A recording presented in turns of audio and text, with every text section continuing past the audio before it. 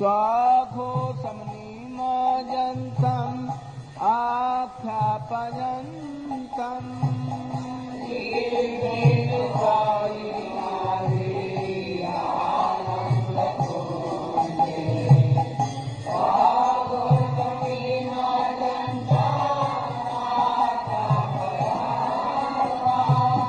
Sadiye Sita Kesu Bhaktairgitatam Sadiye Sita Kesu Bhaktairgitatam Puna Premata Swam Satabriti Vande Puna Premata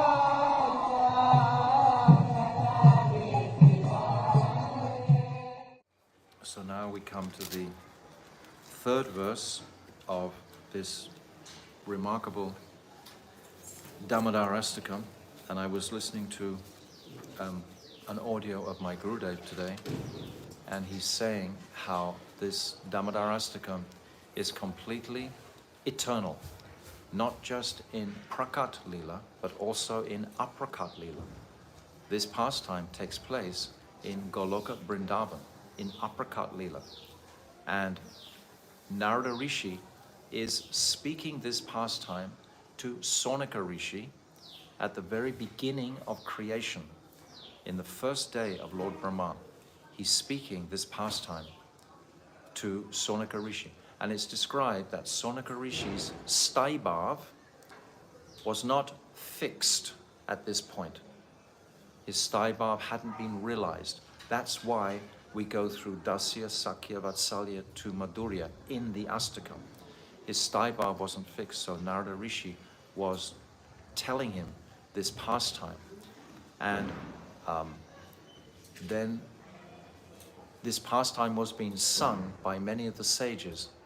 And then Satyabrat Muni, he hears this pastime, and then he writes the beautiful stanzas as we have it today.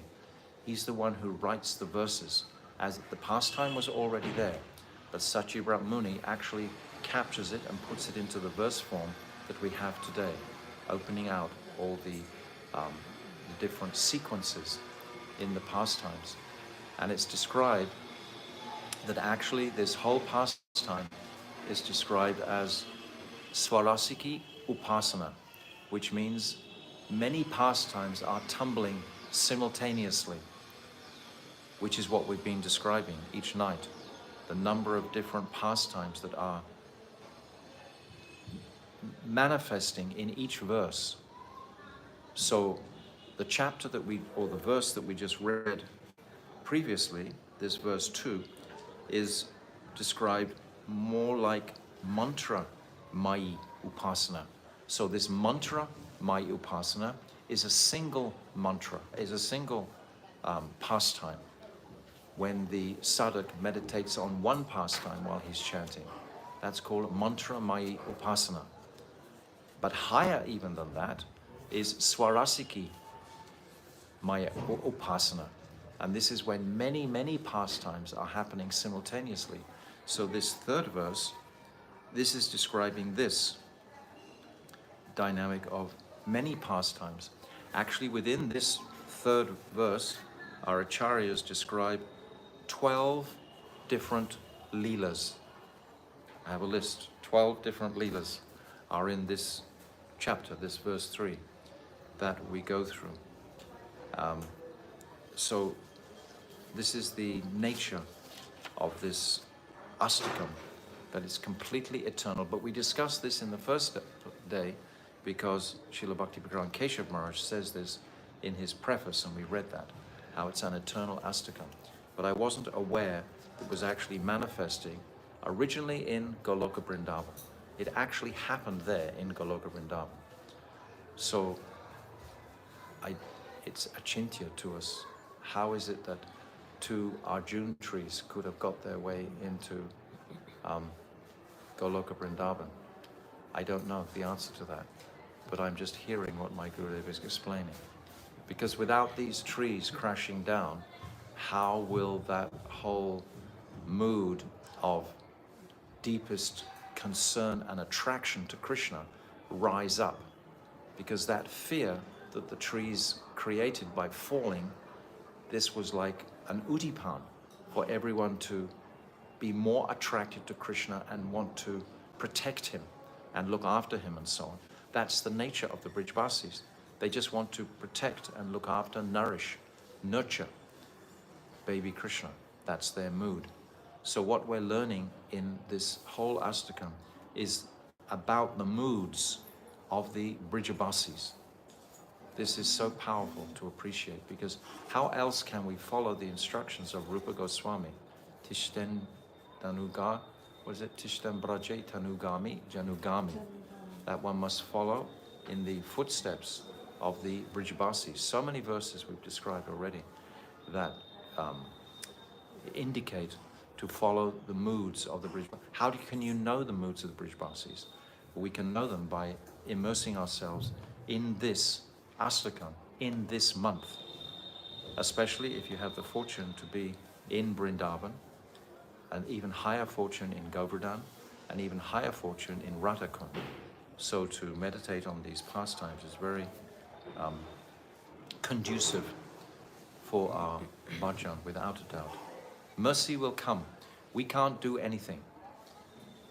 What's that verse? Nityasida Krishna Prem, Sadhya Kabunai, Shravanadi, Shudachita, Korye Udai.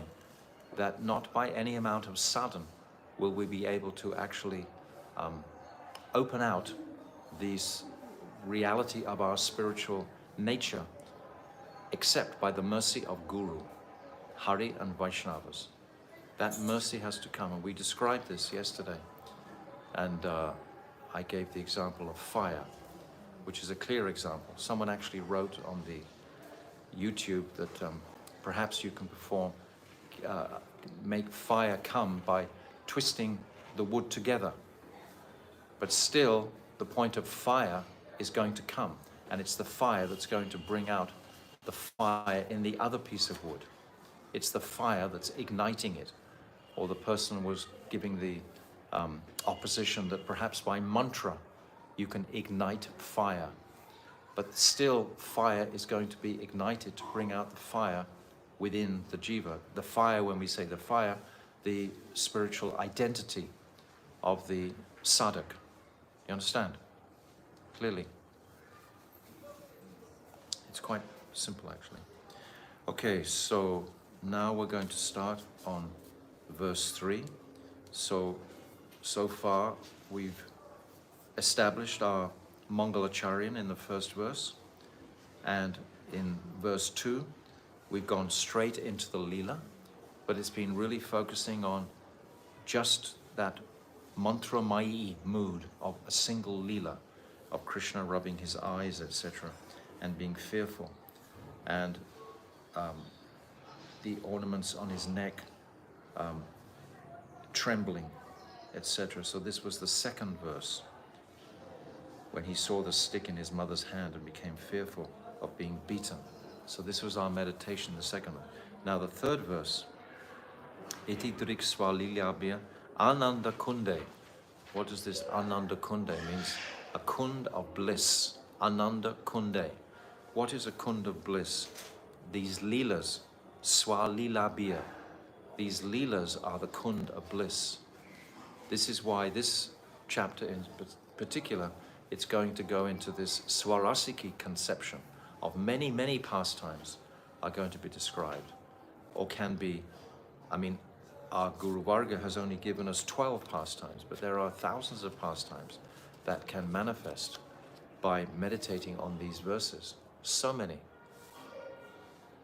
So, Swagosham nimajantam akpayantam akyapayantam tadiyesita janeshu bhaktiya jitatvam puna prematastam satavriti vande.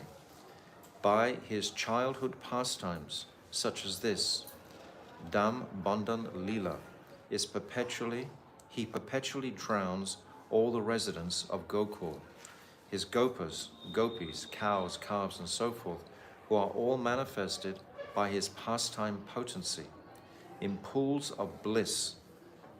Krishna is only concerned with Anand, this blissful state. And all of his pastimes are manifesting that extremity of bliss. He takes great bliss in forgetting his Godhead and being served by the Brijbasis. He takes great bliss in being controlled by his devotees. This gives him the greatest pleasure. But there is still something missing, because he can't taste the same amount of pleasure as the Brijbasis taste. So this is why he comes again 5,000 years later as Mahaprabhu, to take all the bliss that he couldn't take during the Vrindavan Leela. In Vrindavan Leela, Krishna is Leela-mayi. He's that Leela Purushottam. But in Mahaprabhu Leela, he's called Prem Purushottam. He tastes the Prem of the Brijbasis, particularly Shri Radhika. He tastes her Prem, that Madanakya Mahabhav, and that feeling of separation, that Modan and Mohan Mahabhav. He actually tastes that in the form of Chaitanya Mahaprabhu. By his childhood pastimes such as this, Dambanda Leela, he perpetually drowns all the residents of Gokul, his gopas, gopis, cows, calves, and so forth, who are all manifested by his pastime potency in pools of bliss. He thus informs those who have knowledge of his absolute divinity that only the pure and simple love of these devotees can conquer him. Again, hundreds of times I offer loving obeisances unto Sri Damodar Krishna. And ultimately, this, my Gurudev is saying, this Damodar Leela is actually Radha Damodar. It's actually, Krishna ultimately is focusing on Sri Radhika in the end, but it's being described as Bal Krishna, childlike Krishna. So now the Digdarshani Tika of Srila Bhakti Pragyan Keshav Maharaj.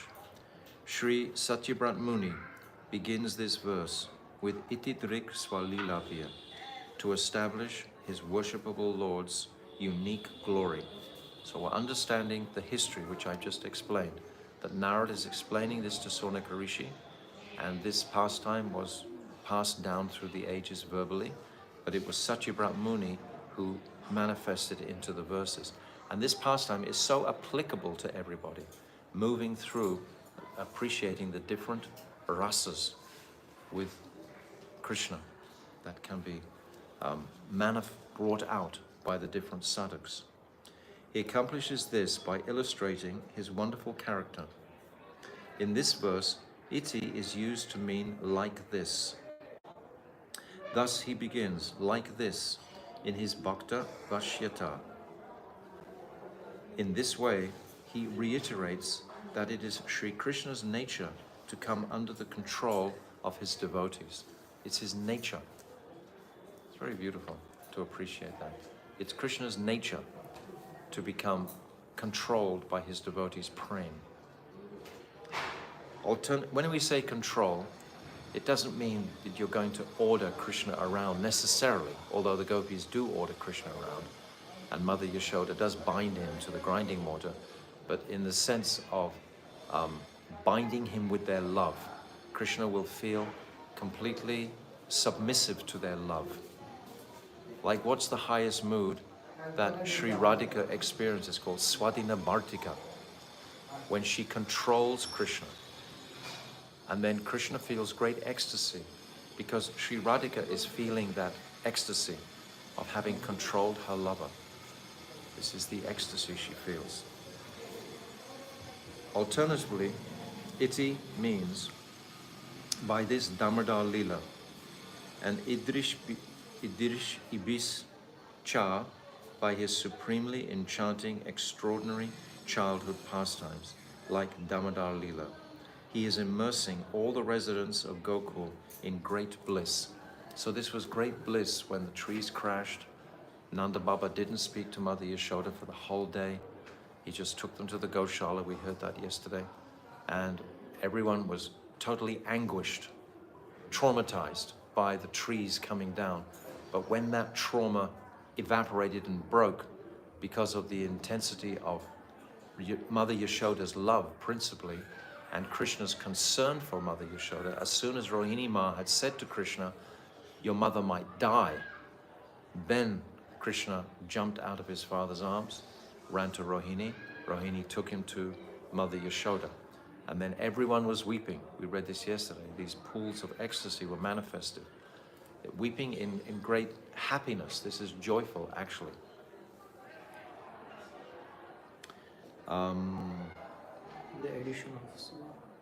The addition of swa in the phrase swalilabhya conveys the greatness of his own pastimes, or it conveys the uncommon excellence of the playfulness of his pastimes. This has been described in Srimad Bhagavatam 10:11:7 in statements such as the following. गोपीभिस्तुतिभो नृत्य भगवान् बालवत् क्वचित् उद्गायति क्वचिन्मुग्धस्तद्वशो दारुयन्त्रवत्. The gopis would encourage Krishna to dance in various ways. They would clap their hands or say, if you dance, then we will give you a laddu. Although Krishna is Bhagavan, the supreme omnipotent Godhead, and the master of all opulences, baby Krishna would dance for them like an innocent human child. Sometimes they would tell him to sing, and like an ordinary bewildered child, he would sing for them. Enchanted by them, he became like a wooden puppet in their hands. Krishna was enchanted by the love of the Brijbasis. This is the mood of the Brijbasis, this loving atmosphere, fully immersing in sweetness totally.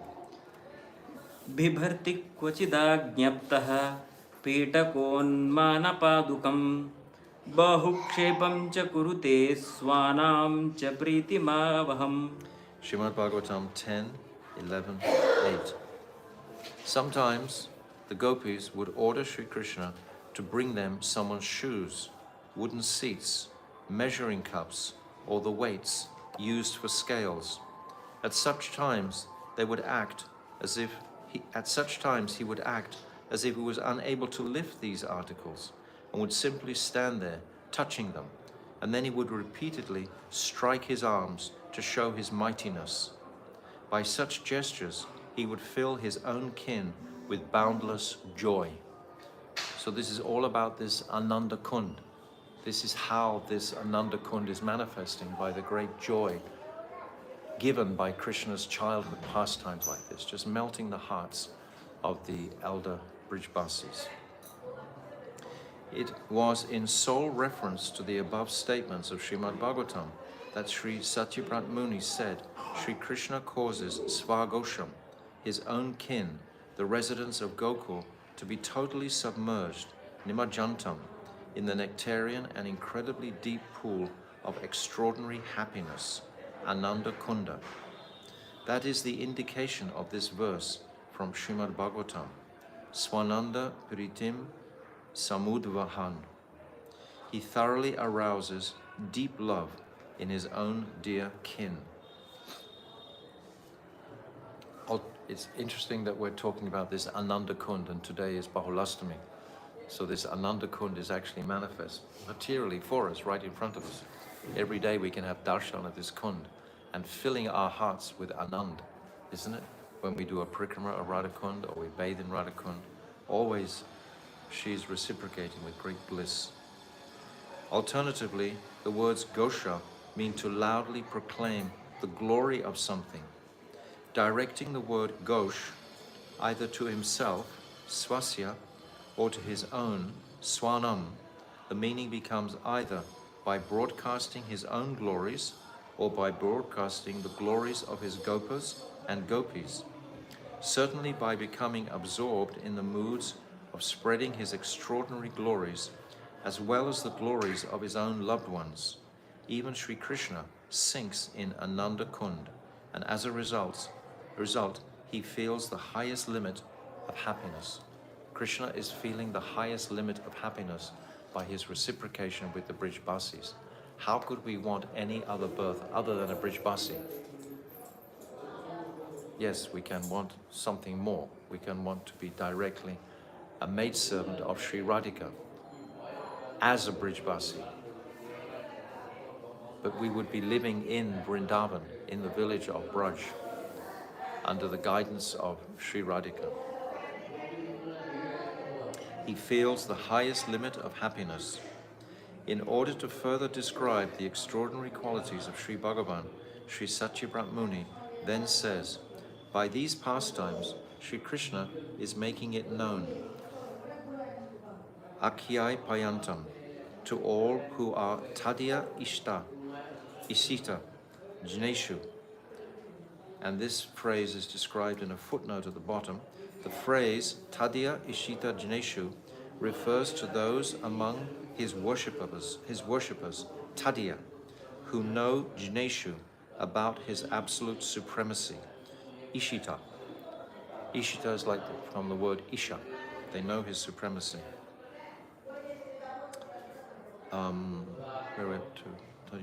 Who worship him as the supreme controller and the master of all souls, that he is himself controlled and defeated by the love of his pure devotees, Bhaktya Jitavam. In other words, Krishna is declaring, I willingly become controlled by my bhaktas alone, who are intent on serving me with pure devotion. I am never controlled by those who are inclined to worship me while considering my supreme position and opulence. I was just reflecting today how when the Sakas, they come with Krishna into Mathura, when Akrura has come to take Krishna to fight in the wrestling arena in Mathura. And all the Sakas, they come on bullock carts with Nanda Baba. And all the Sakas are there when Krishna is walking through the township of Mathura. And he very nonchalantly, he kills the washerman. The washerman won't give the clothes. And Krishna, just with his hand, chops his head off, right in front of all his Sakas. What do his Sakas think of Krishna's immense potency? They've already seen his potency killing Bakasura, killing Trinavrata. They saw Trinavrata's body. They even saw Shakatasura when they were small. So they've experienced Krishna's amazing feats. So in the township of Mathura, though, we've come out of that Madhurya realm of Vrindavan. So it's in a different atmosphere, a different realm. And then Krishna is acting in this amazing godlike way. So how do the Sakas relate to that? Because their affection and attraction will override that Aishwarya mood that might be perceived. Like when Krishna kills that Kuvalyapida elephant. He drags that enormous elephant by the tail, swinging him around. And then he punches his head, yanks out one of its tusks and kills him. And the Sakas are all there watching this. So this is definitely like an Aishwarya act on Krishna's part. When he kills Chanuram and Balaram kills Mustika. And then eventually when he kills Kamsa himself. These are all like Aishwarya acts in the township of Mathura. Mathura doesn't have the same atmosphere as Vrindavan. It's different. So how are the Sakas who are there able to reconcile that this is just my dear friend when they've seen him do such heroic acts like only the Lord can perform? Because their immense love covers that Aishwarya. This is the reason that prem, it'll cover that, because here the Aishwarya becomes extreme. When Kamsa was the biggest demon, Kamsa had killed all, or had defeated all the other demons.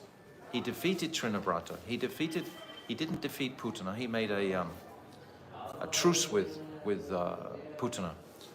But all the other demons, Keshi, Arista, all these different personalities, they were all defeated by Kamsa. He was the biggest demon. And yet Krishna so easily killed him, just threw him from that dais, onto the wrestling mat and sat on his chest and just killed him with his weight landing on him.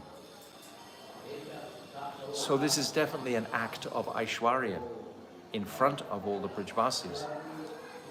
But amazingly, it's described, just to continue that pastime, that when Krishna had killed Kamsa, all the Sakas came and jumped on the stage with him. And they were all dancing around, playing their flutes and singing in celebration. And they were all thinking, my Gurudev describes, that they could have also killed Kamsa. Because Krishna is not such a big hero. They can actually defeat Krishna sometimes. So they have this mood with Krishna. So this mood is what the sadhak is trying to imbibe. This mood of the Brajbasis. They don't feel at any time like someone like Bhishma Dev or Uddhav. They believe always Krishna is that supreme personality of Godhead. Even though they're tremendously attracted to Krishna, but still they believe he's the supreme personality of God. So it doesn't control him.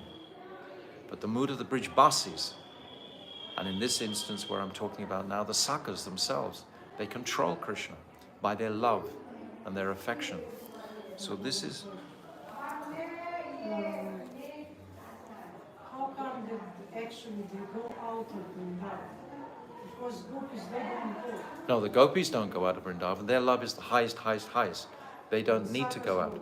But the Sakas come with Nanda Baba to Mathura. And they witness all these pastimes directly. And then they go back to Vrindavan. And again, Yogamaya, of course, is acting all the time. She is there in the background to reconcile any difficulties that are there. This is when it comes into the achintya aspect. But nevertheless, the prem of the Sakas is so powerful. Just like Mother Yashoda's prem will cover her vision of the universal form practically inside Krishna's body. She thinks this is just my son. It must have been invaded by a ghost. And she calls the Brahmanas, remember the story of Brahmantakam, eating the dirt, etc. So many pastimes like this. So the Aishwarya is covered by such an immensity of prem. This is a very important point to actually deeply appreciate. It's like I've said before, Vishwanath Chakravarti Thakur in his Ragvartnam Chandrika gives the example of in Vaikuntha, Aishwarya is represented as salt, for example. And if you have a glass and you put a little bit of salt in it and water, it tastes very salty because the amount of water is compared to the sweetness, and the Aishwarya is the salt.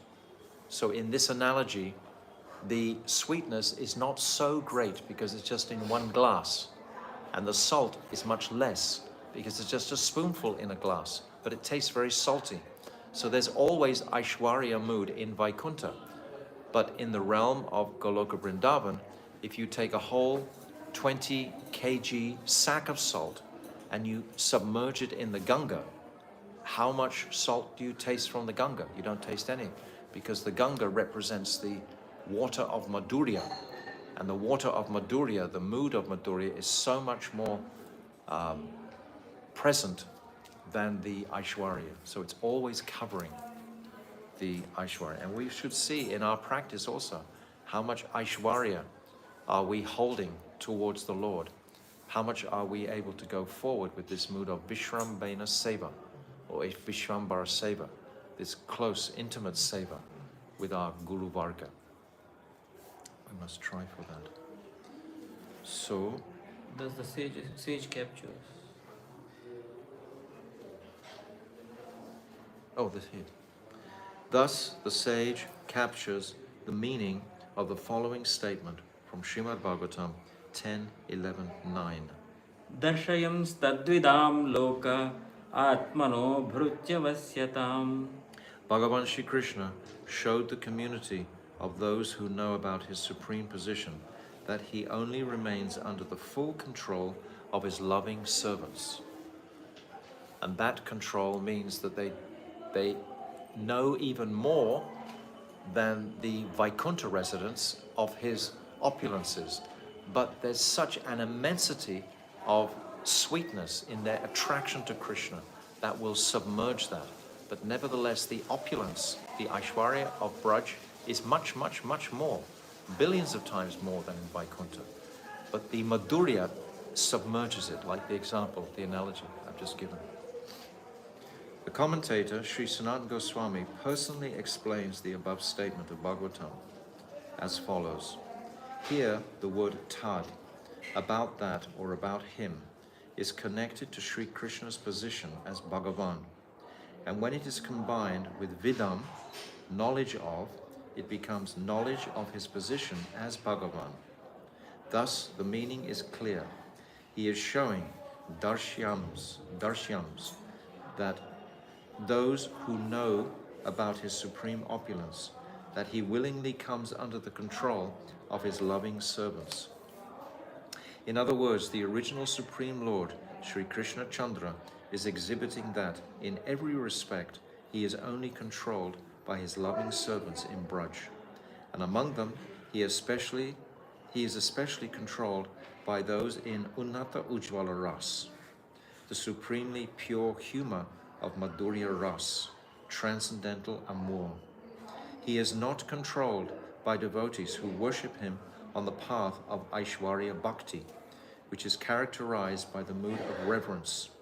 Nor is he controlled by jnanis who know him to be the self-sufficient, supremely powerful Lord, nor by those whose bhakti is mixed with such jnana. But there is another meaning of tadiyeshita nesu, bhaktya jitavam. Sri Krishna only reveals akya payantam, that he is willingly controlled, jitatvam, by his loving devotees only to those who have proper knowledge of such beloved devotees' exalted position. So this is the appreciation of what I've just said previously about they have that Aishwarya mood underneath always for Krishna, but it's covered by the sweetness, the speciality. It's like I can remember serving my Gurudev many times, and sometimes Brijabasis would come in to serve my Gurudev, and they would just take hold of his feet and begin massaging like that. And we would all just see that, and my Gurudev would accept that, because he could see the mood of absolute affection.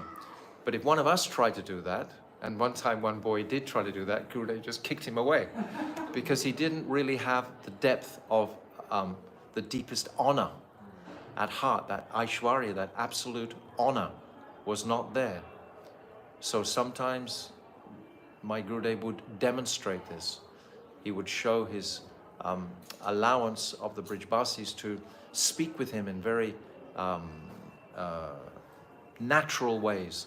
But when we tried to do that, he would just kick us out and reject us, because the awe and reverence was not fixed to the same degree.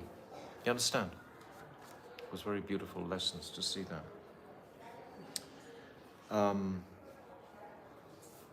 This is because bhakti, and especially its glories, are very confidential, so he does not reveal it to everyone. It is inappropriate to explain to anyone who is not specifically acquainted with the exalted glories of the Vaishnavas, and who is only interested in impersonal knowledge. From this perspective, the previously cited verse should be interpreted by connecting vidam with brititya vashyata. Thus, the general meaning of tadvidam, those who know Sri Krishna's supreme position, become britya vashyata vidam, those who know that Sri Krishna willingly comes under the control of his loving servants. These are important points to appreciate.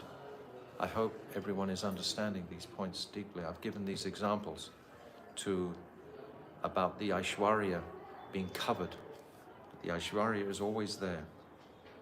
It's like if we talk about the pastimes of Radha and Krishna, in a material sense, we can say, yes, this is like prem ras of the, just like the nature of teenage kids today. We can say, well, this is rasa, but there's no great respect in there between them. There's no full Aishwarya underneath that to make it a transcendental experience. Understand? Without that deepest respect, then the prem would just appear like a regular mundane relationship. But when that deep respect is there, then it becomes pure prem.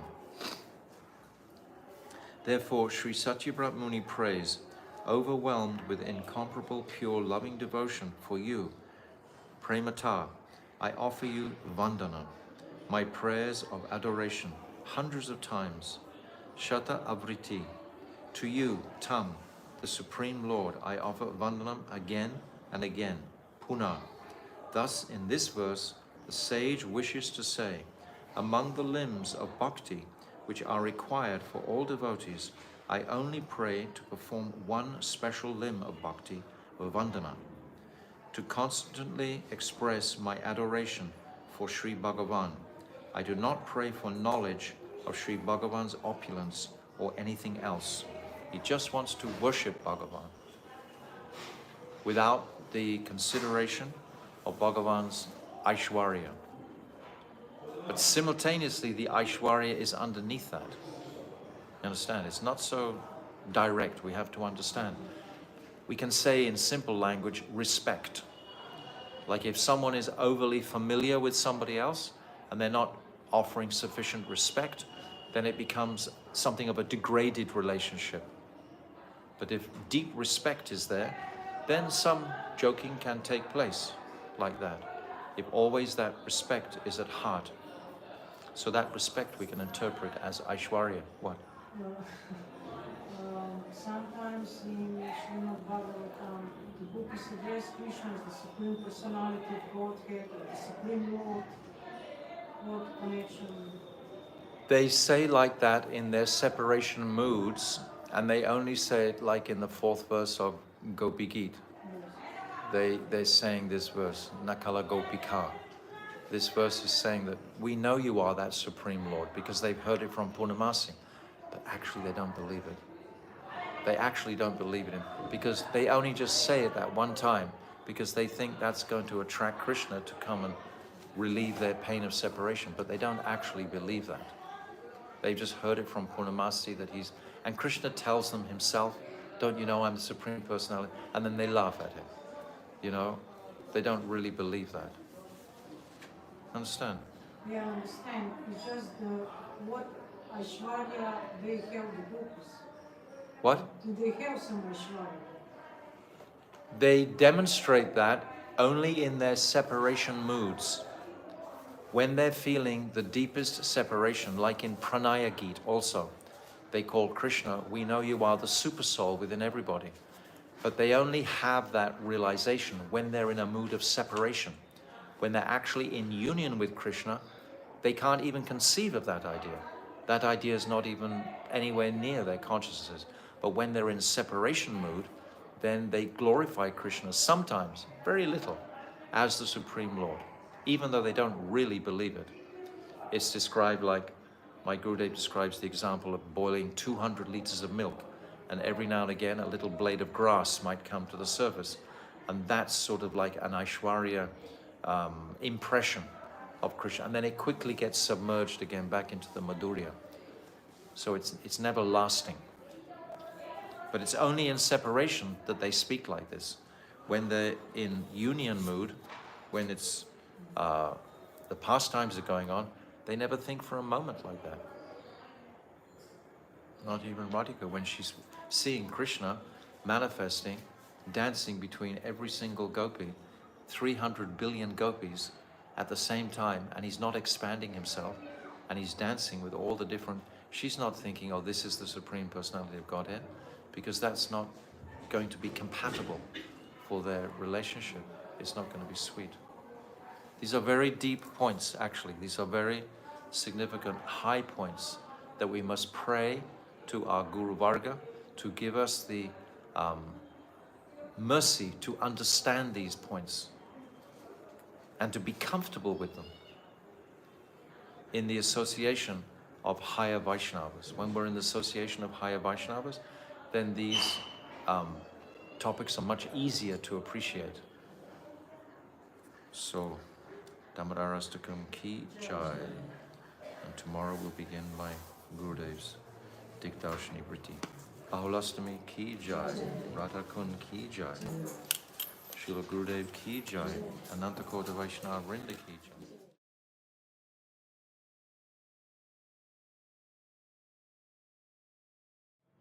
So now we come back to our Damodarastakam, this eternally evolving sweetness, principally showing us the nature of the Brijbasis.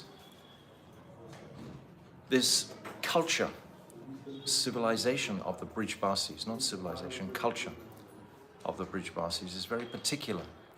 It's very sweet and very generous, very munificent, and it's a very special mood indeed. My Gurudev was very often referred to as being a Brijbasi.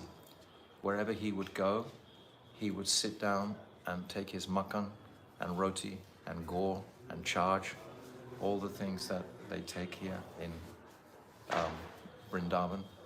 And even in his, when he was speaking with the Babas in Uchagaon, and he was declared the Yuga, the Yuga Acharya, because the Babas were all thinking that Radha and Krishna were married. And they had a long discussion with my Gurudev. Must have been about 20 Babas, important Babas. It was on a big stage, and there were many assembled devotees there listening. And my Gurudev explained so beautifully how Radha and Krishna were never married. And he explained to them the dynamic of Parakiya Ras. And they understood it. They got it, they understood it. And at the end, they garlanded him profusely and proclaimed him the Yuga Acharya for clarifying this principal point. But my Gurudev was very much of a mood of the Brijbasis. Every Janmashtami festival, he would call the local people from Mathura usually to sing and dance for all the devotees. And they would sing very loudly and dance with great heart and energy. This is the nature of the Brijbasis. They do everything full heart. And this is just a mood. So if we can pick up these moods also from this Damodarastakam, we need to know who is a Brijbasi. It's not just anyone living in Vrindavan is naturally a Brijbasi. People do all kinds of nefarious activities. It's the devotees, the pure devotees who live in Vrindavan. But there's a mood of the Brijbasis that we can get from this Damodarastakam, particularly in regards to Mother Yashoda and her trauma that she had to go through when the 2 trees fell down and her husband wouldn't speak to her Nanda Baba, and the whole day. But just the whole mood of it only takes place in Vrindavan. These moods can never be replicated in Dwarka or Mathura. Never, ever. These moods are not there, because always the awe and reverential mood towards Krishna, the Supreme Personality of Godhead, is prominent, whereas only in Vrindavan, where this Madhurya Ras reigns supreme, can these sweet, sweet moods manifest, where Krishna demonstrates repeatedly how he's controlled by the affection of his bhaktas, bhakta vatsalyata. So this is a very important teaching that we're experiencing in this Damodarastakam. Many, many lessons here, but this one in particular, because we want to enter into that mood. We want to serve the Brijbasis. Tishtem Braje Tanuragi Janugami, Rupa Goswami is saying in many places, Brajalokanashrayata. He's saying this, we are following in the footsteps of the Brijbasis, so we have to know their moods. Very generous-hearted for a start, and not seeing a darsha doshi, not seeing the faults in anyone. it's almost like a total contradiction of what we have in the material world, is the sweetness of the real Vrindavan Dham and its service, of course, to Krishna in such a sublime way without the reverential moods. So it's a big jump of consciousness. So I feel that by this Damodarastakam, these precepts and concepts are really blossoming out, very much so. This is what I'm personally experiencing anyway from reading this Damodarastakam. So now we come to verse 3, and let me just read the translation of verse 3 again. This is Iti Driksva Lilabhya Ananda Kunde. So we described the other day at the beginning that this Ananda Kund, that the residents are drowning in a pool, a kund of Ananda, of sweetness, of pastimes. Svagosham Nibajantam Akpayantam. Tadi Eshitaj Neshu Bhakti Ajita Patvam. Puna Prematastvam Satavriti Vande. So by his childhood pastimes, such as this Dambandan Leela, he perpetually drowns all the residents of Gokul, his gopas, gopis, cows, calves, and so forth, who are all manifested by his pastime potency in pools of bliss. He thus informs those who have knowledge of his absolute divinity that only the pure and simple love of these devotees can conquer him. It's simple love. It's not complex. It's not full of gyan and tattva. Even though the gyan and tattva has to be there to enter the Leela, we have to fully dismiss this importance of this material world to embrace the concept of the spiritual world. If we're still holding on to our various identities in this world, our families, our sense of importance, our reputation, all of these things, we cannot obviously carry that baggage into the spiritual conception. So the tattva is necessary. My Gurudev used to say all the time, and I've mentioned many times, tattva is like the horse, but the rider on the horse is the Leela. The Leela is much more important, actually, than the tattva. The tattva is necessary to make the foundation. If you don't have the tattva, you'll just end up like a sahajya, without any strength of focus and respectful service to the Lord. It'll just be spontaneously, what's the word, like a little wild, you know, not pure. Do you understand what I'm saying? It's the Leela on the horse of tattva. Tattva must be there. Without the tattva, then it is like sahajya. He thus informs those who have knowledge of his absolute divinity that only the pure and simple love of his devotees can conquer him. Again, hundreds of times I offer loving obeisances unto Damodar, Sri Damodar Krishna. So now we begin the Digdarshini Briti, the commentary by my Gurudev, on page 59 today.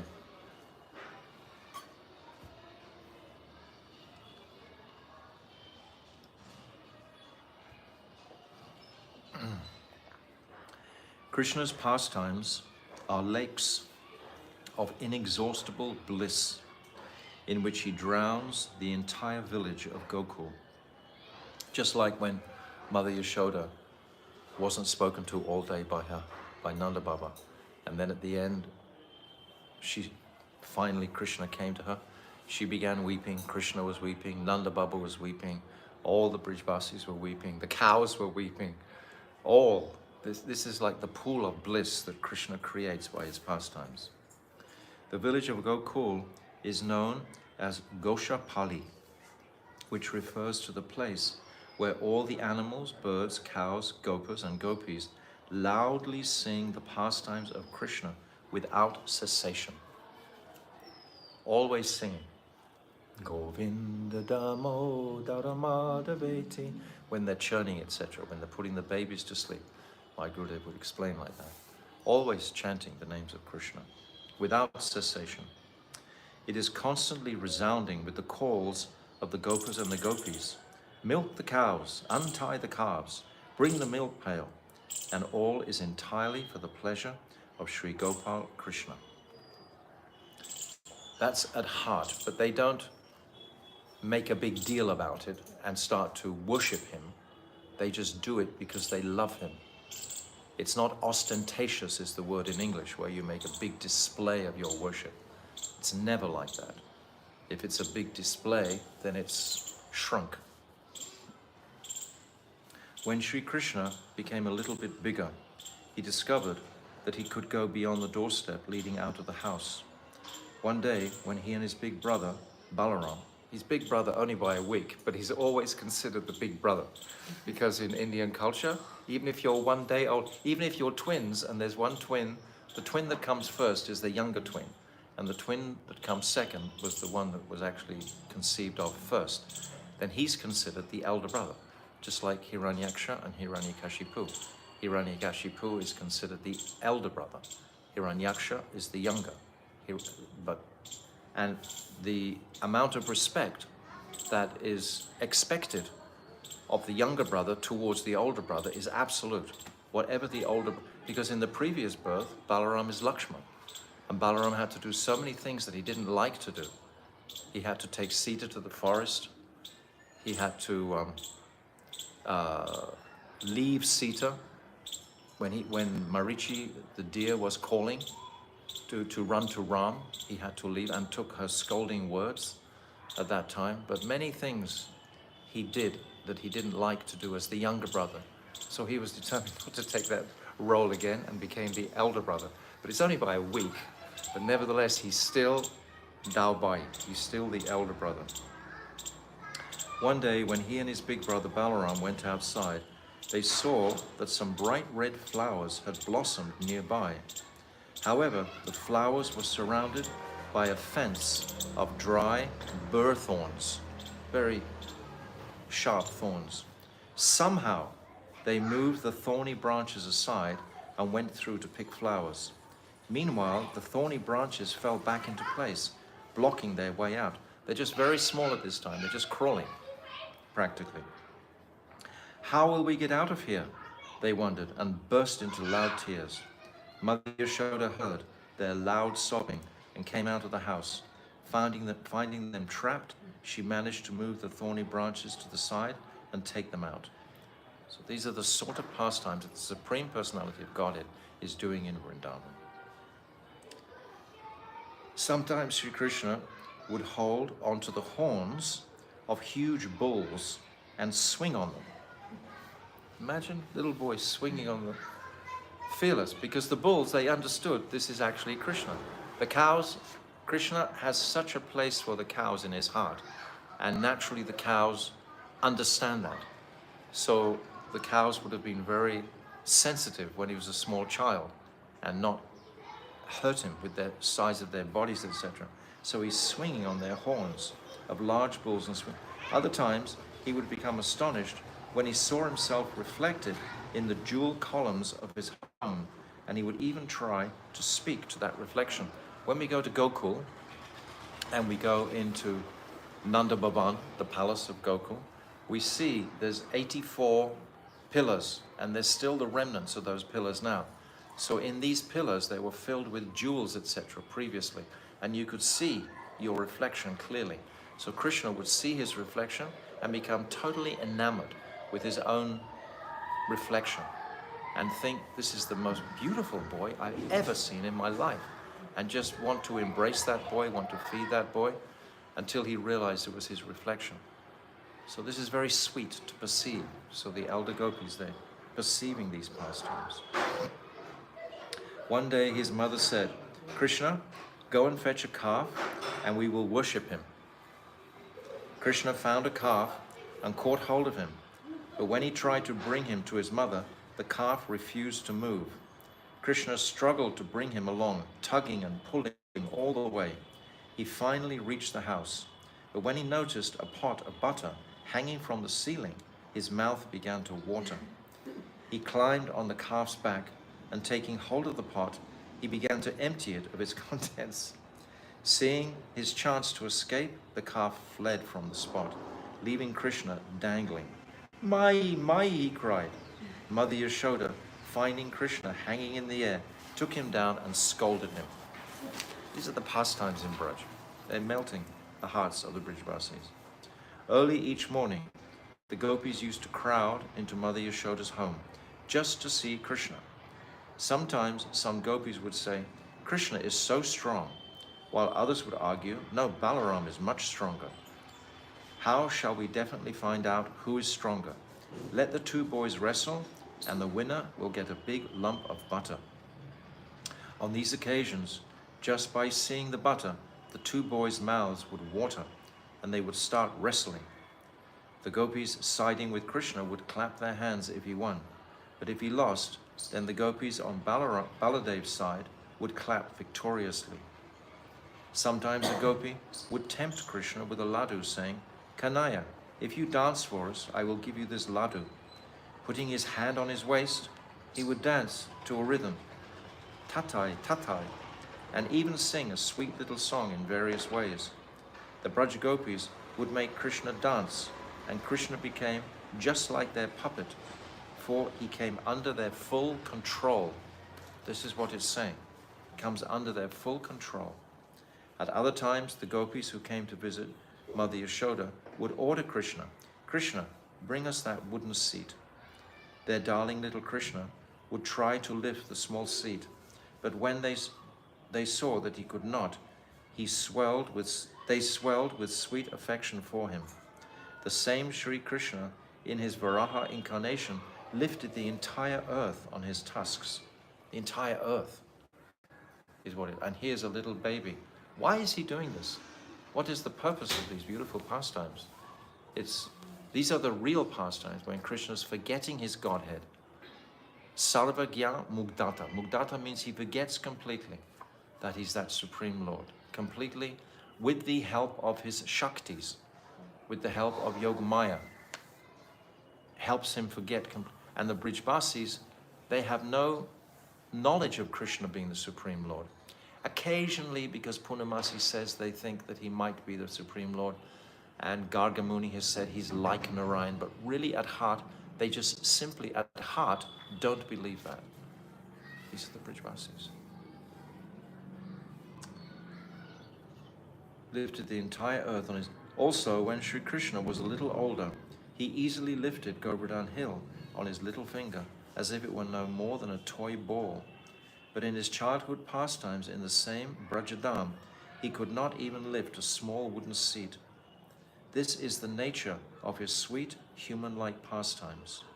He controls and maintains everything in creation, yet he is controlled by the residents of Braj. When we come to these pastimes in the 10th canto, we've already walked through 9 cantos, which are very glorious and alluring to the greatness of the Supreme Lord, Lord Narayan. All of these 9 cantos are about... It's only when we come into the 10th canto that this Balya Lila begins to unfold, this Madhurya mood. Prior to that, it's not. But we've created a adhikar to enter the 10th canto by hearing these other 9 cantos. So it's really helpful and best to study the first 9 cantos before we enter into the 10th canto. Then we've got that foundation to happily absorb these pastimes in the right mood. Although he is the master of unlimited potencies, including his Gatana Agatana Shakti, which makes the impossible possible and the possible impossible, in Braj he is unaware of his supreme absolute position. He's unaware of it. He's Mugdata. He's completely unaware of it. He really is a baby. When Queen Kunti is hearing that Krishna is being bound by Mother Yashoda and is crying, she's bewildered. She thinks, is he acting like that? She just can't, in her mind, begin to appreciate that. That mood of Aishwarya is so thick. Uddhav is the same. They can't begin to appreciate that. And yet we are hearing these things and having some appreciation for them. Why? Because we've got the mercy of Sachinandan Gaura Hari through the Mahamantra. He's purifying our hearts, and the mercy of our Guru Varga from Rupa Goswami, all the teachings coming down. We've got all that, so we can accept. Somehow or other, we're hearing these and we can accept them to some degree. But gradually, as we progress in our devotion, we can accept them more and more. Although he is the master of unlimited potencies, including his Gatana Agatana Shakti, which makes the impossible possible and the possible impossible, in Braj he is unaware of his supreme absolute position. There he is an innocent and simple child, nourished and cared for by his affectionate mother as befitting an obedient son. He brings his father's shoes, carrying them on his head, and considers, father will wear these shoes to attend the assembly of Gopas. What is the meaning of iti drik svalilabhya ananda kunde svagosham nibajantam? Sri Krishna's sweet childhood pastimes are an ocean of rasa. That ocean is inexhaustible and has no boundary. It is absolutely unlimited. It's eternal. We described the other day that this pastime, my Gurudev is describing, is being performed in Aprakat Leela. In Aprakat Leela, there are conceptions. Like the gopis have conceptions that they have husbands, but they don't really have husbands. In the Leela. And the conceptions of the twin Arjun trees is there, but the actual personalities will not be there in Goloka Vrindavan. It's conceptual.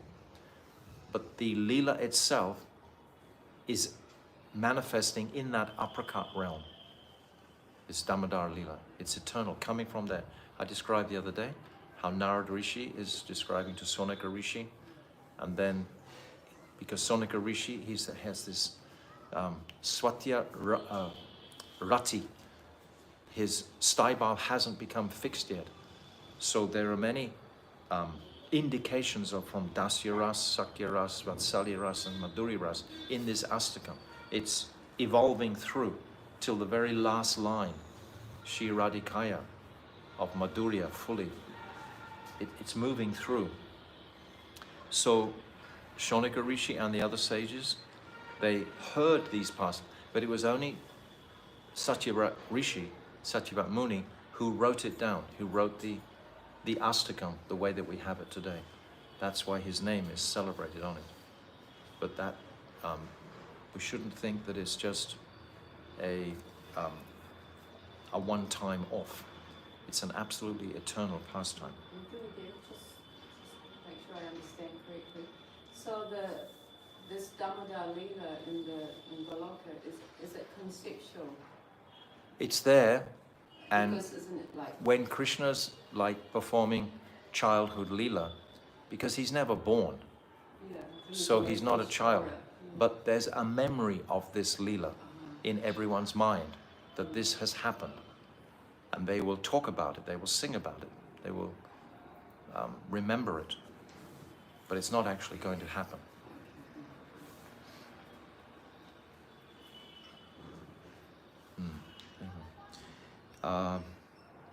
He drowns all the gopas, gopis, cows, calves, and the entire settlement of Braj in the vast ocean of these pastimes. Even he, in fact, drowns in the ocean of the sweetness of his own pastimes.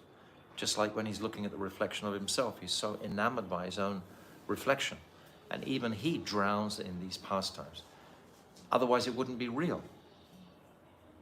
If he was detached from himself internally and thinking, well, this is not real, then the Brijbasis would also understand that, because they're completely in tune with Krishna, totally. A Tattva Jnani, oh, wait a minute. Why does Sri Krishna perform these pastimes? Sri Satyabrat Muni answers this question in relation to Tadiyeshita Jinesu. those who always retain knowledge of Bhagavan's supreme position. A Tattva Jnani sees Rajendra Nandan, Sri Shamsundar, as the source of all incarnations and the essence and ultimate limit of Godhead. They know him as the possessor of all six opulences in their fullness and the Supreme Lord, who has the power to make the impossible possible. Devotees such as Narad and the four Kumaras have full knowledge of Sri Krishna's true position. Through these pastimes, Sri Krishna is explaining to them, although I possess the potency to make the impossible possible, I am nonetheless controlled by the residents of Braj. I am simply playing here in the mood of an ignorant child. Aho bhagyam, Nanda Gopa, Prajokshanam, Yan Mitram, Paramanandam, Puna Prema, Puna Sanatanam, Punam Brahma Sanatanam. Narad is saying how fortunate are the residents of Braj, because the Supreme Lord is playing in their courtyard, but they don't know he's the Supreme Lord. That's the beauty of it. It's describing how to love the Lord without the ostentatious display. And each individual has to appreciate this by themselves, really, and understand it. Iti driksva lilabhya. An uncommon childhood pastime like this, Damodar Lila. His uncommon childhood pastimes, like this Damodar Lila, are supremely charming. One day, a fruit seller from Mathura came to Braj to sell her fruit. She had heard of the preeminent sweetness of Sri Krishna's pastimes in Gokul, and had become exceedingly eager to see him directly. Although she came to Braj often, she had never gotten the chance to see Krishna. He was either asleep or in the lap of his mother. At other times, he was surrounded by his friends or busy playing inside his home. She tried again and again, but she was always unable to see him. Direct vision of Sri Krishna is easily available to the residents of Braj, but it is quite rare for the people of Mathura. Still, the heart of the fruit seller became so full of anxiety that she resolved, if I do not see Krishna today, I will not return to Mathura. So some of these pastimes had come to Mathura, like the fruit seller, for example, and they had heard of Krishna's sweetness and extraordinary beauty, and they desired to have his darshan, but only a very rare person, like the fruit seller. The sadhak's resolve should be exactly the same. He should think, day and night I will execute the limbs of devotion as instructed by Sriman Mahaprabhu and Srila Rupa Goswami. With love, I will chant a fixed number of Sri Hari's names and serve Sri Guru and the Vaishnavas. Every day I will study Srimad Bhagavatam and other devotional literatures, Sri Geet, Venu Geet, Brahmara Geet, and Yugal Geet. If I come across a Rasik Vaishnava, I will give my life to serving him.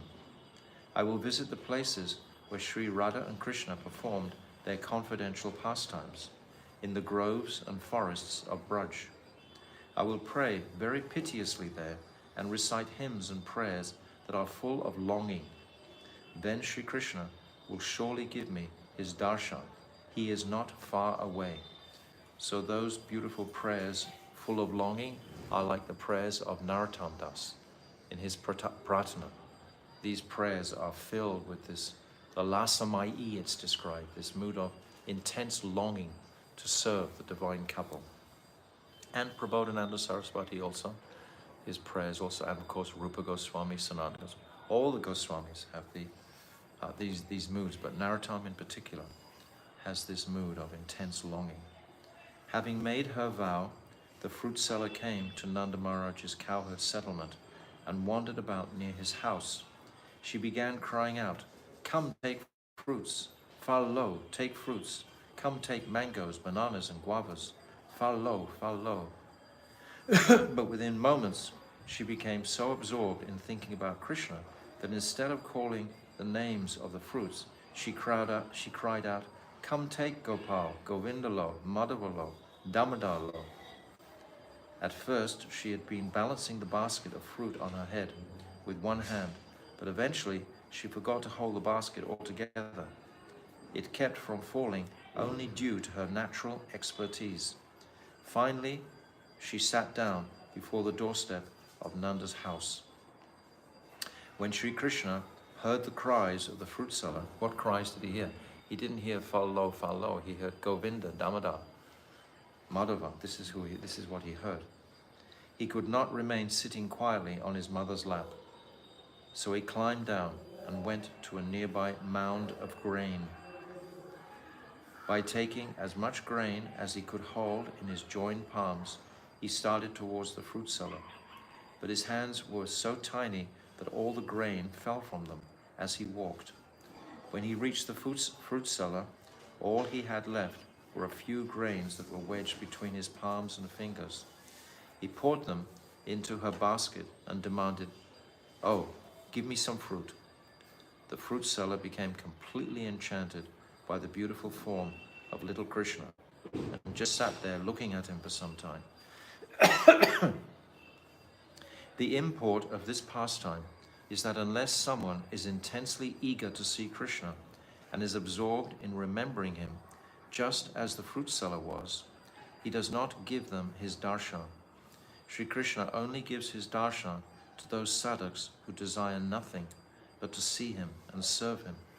In other words, he only appears before those who have become completely free from anarthas. This is actually how this Astakam unfolds, that Satyavrat Muni, he's saying in further prayers that he doesn't desire anything else except just to see the beautiful face of Sri Krishna, Sri Gopal. He doesn't want anything else. So that intensity comes.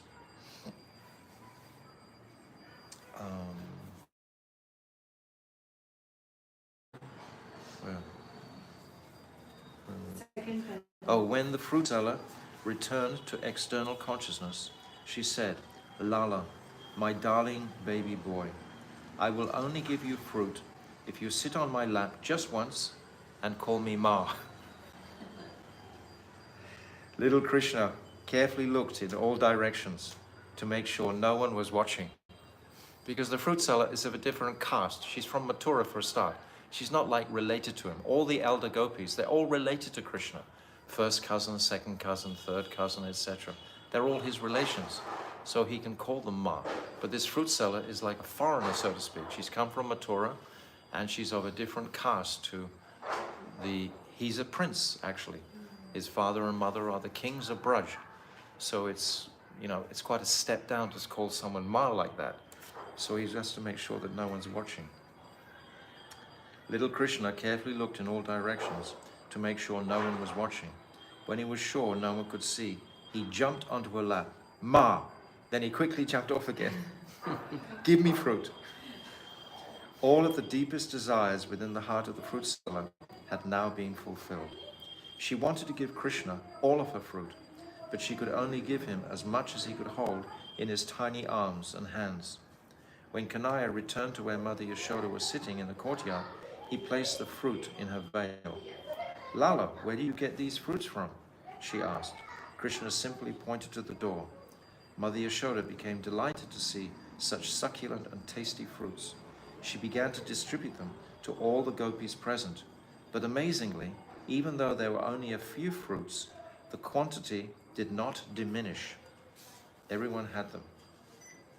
When Krishna left the fruit seller near the doorway of his house, she completely lost external consciousness. Sri Krishna had stolen her heart, and she simply sat in the very same spot until a gopi passing by shook her and brought her back to external consciousness.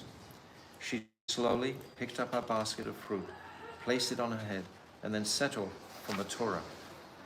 As the fruit seller walked along the bank of the Jamuna, she realized that her basket had become much heavier than before. When she set it down and looked inside, she was struck with wonder.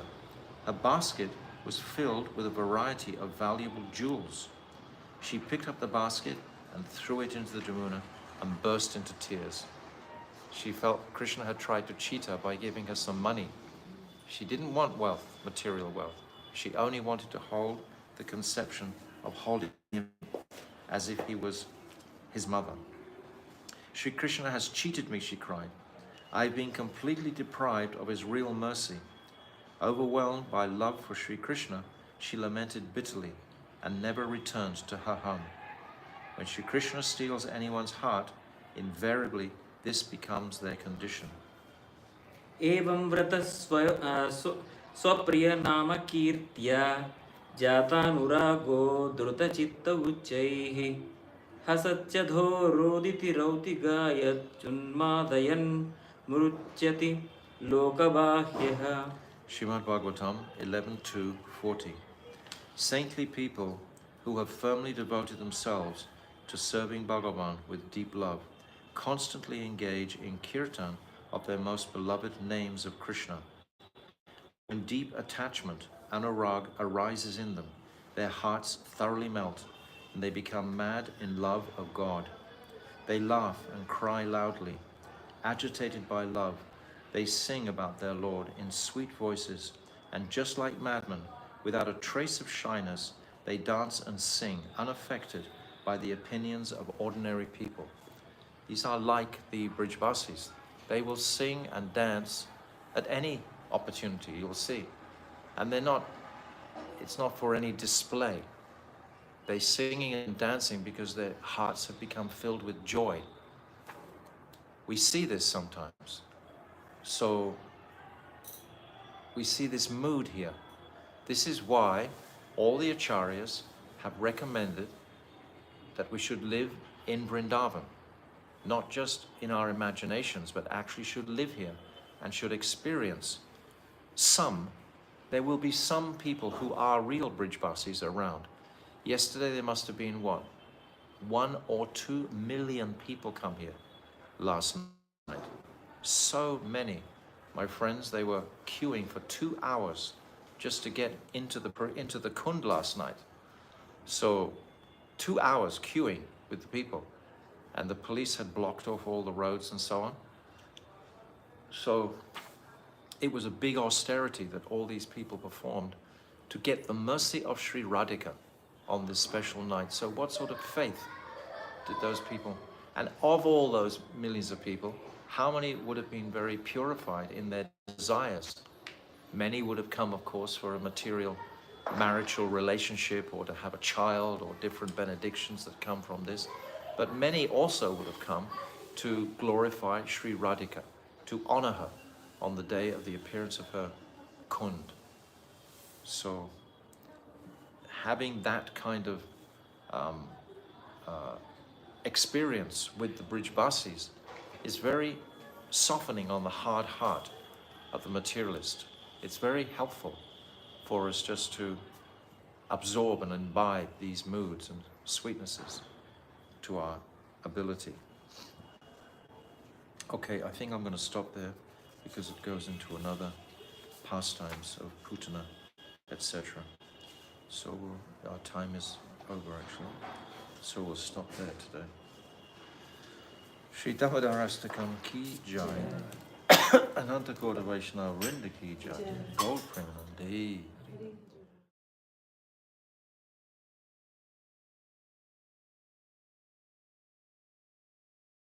So today we'll come back to our Damodarastakam study, page 64 we're on to today. I'll just read the last translation of the verse before we come to the new section. So the whole emphasis I'm appreciating in these verses is to come in contact with the Brijbasis, to come in contact with Krishna's own family, to know the nature of the Brijbasis. And there's two beautiful verses that my Gurudev quotes from the Bhakti Rasim Rita Sindhu. Virajantim abhivyaktam brajavasi janadishu ragatmikam anurista yasa raguno chita. This means devotional service imbued with spontaneous, profound love and attachment, ragatmika bhakti, is vividly expressed and manifested by the eternal residents of Vrindavan. This is what the whole Damodarastakam commentary is all about. Come to Vrindavan, develop the relationships with the Brijabasis, and who is the principal Brijabasi is Rupa Goswami, Sanatana Goswami, these personalities. Devotional service that follows their devotional mood is called Raganuga Bhakti, or devotional service following in the wake of the Ragatmika associates and Sri Radha Krishna in Braj. So there's a small commentary to this verse. This verse is on page 274 of the little Shlokamrita book. So I'm reading from this just now, just to substantiate the moods, clarify the moods of the importance of following the Brijabasis. So this is by Srila Bhaktivedanta Narayan Goswami Maharaj. He's saying, it is essential to clearly understand the difference between Ragatmika and Raganuga. Rag means profound attachment for the object of one's love, or that towards which the heart goes spontaneously without any effort or deliberation. So that's a very high stage. Just run straight to Krishna. That has to be, we have that already inherently within us. Nitya Siddha Krishna Prem Sadhu Kabunai. We said many times that potential is there, but how can we release that potential except by being in the association of those who have already released that potential? In other words, the Mahabhagavats or those great Vaishnavas. Then very easily this potential will manifest. We'll be in the fire, so to speak, and our own internal blazing will manifest in reciprocation to that association.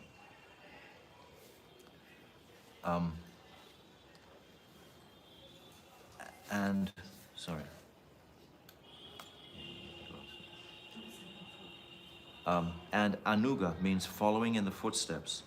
Therefore, the term ragatmika refers exclusively to perfected souls, the eternal associates of Sri Radha and Krishna in Braj, while rag anuga refers to conditioned souls who practice bhakti in this world with an intense greed to attain the rag atmika bhav of the Brijbasis. So we know these two terms well, I think everyone knows that Raganuga means to follow in the wake of the Rag Atmikas. The Rag Atmika, their Atmas are soaked in Rag, like Lalita, Vishaka, etc., the eternal residents of the spiritual world. And we are in the wake, following behind those personalities. And we are also Rupanugas. We are following Sri Rupa Goswami. So these three terms we should be very familiar with. Ragatmika, Raganuga, and Rupanuga. They're quite distinct. I want to read one more verse just to appreciate this. This is the definition of Raganuga Bhakti in Sri Chaitanya Charitamrita, because this is what the topic is really about. This is what our whole Niyama Seva is about. This is what our whole Kartik Brat is about.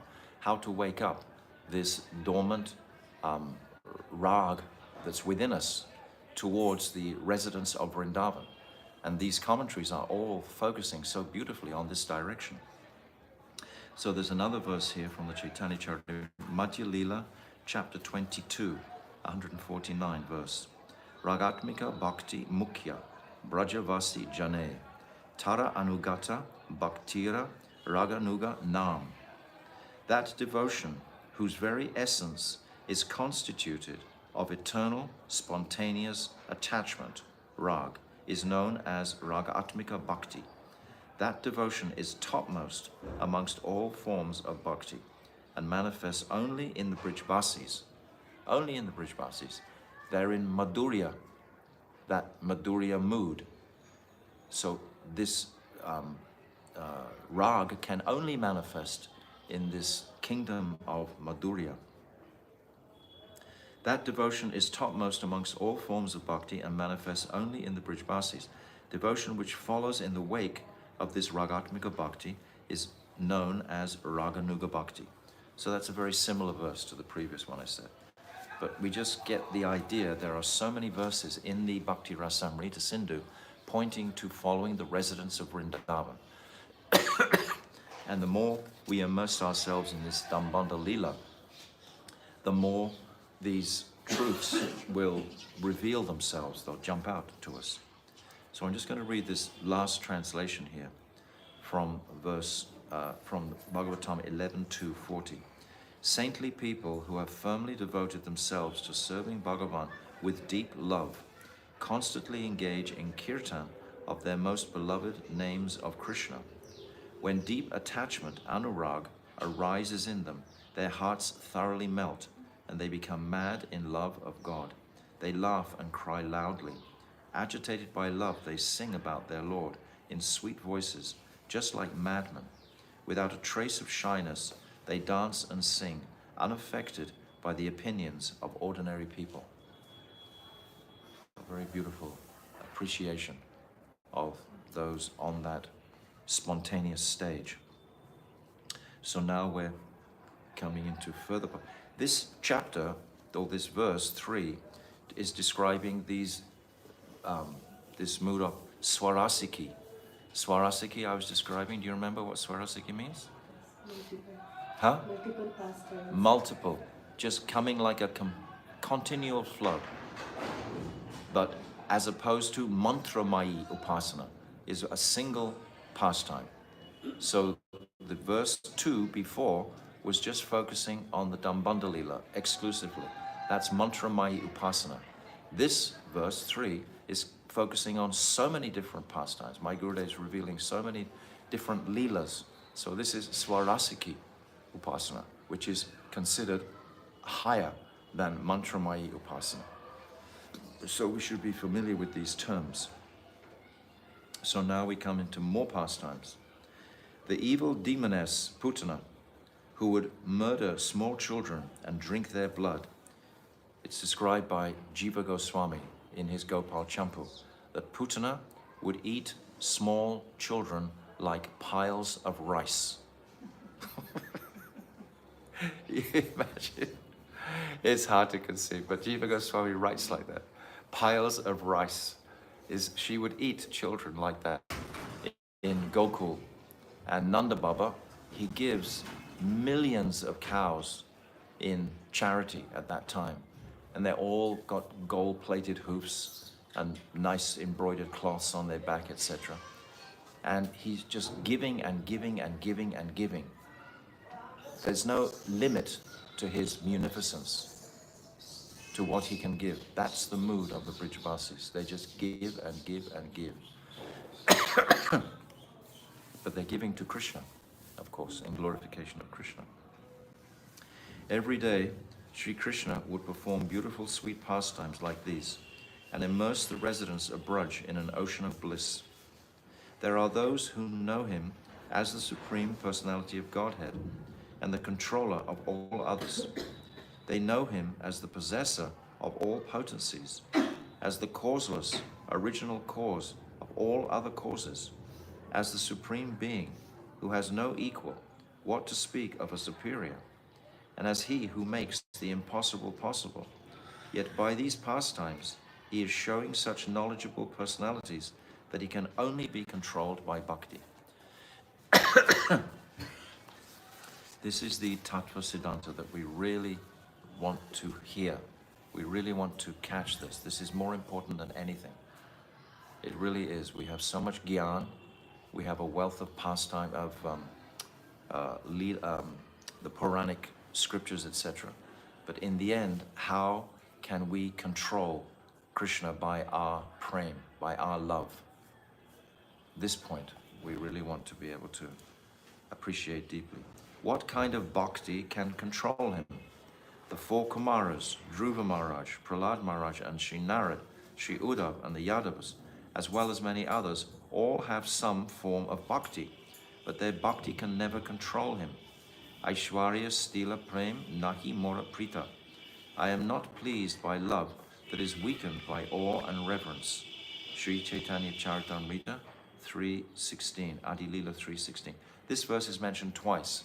It's mentioned in Adi Lila 3 and Adi Lila 4, that Krishna will not be controlled by the moods of awe and reverence. They don't melt his heart. I think these are quite simple concepts to appreciate, but how can we actually go there and do like that?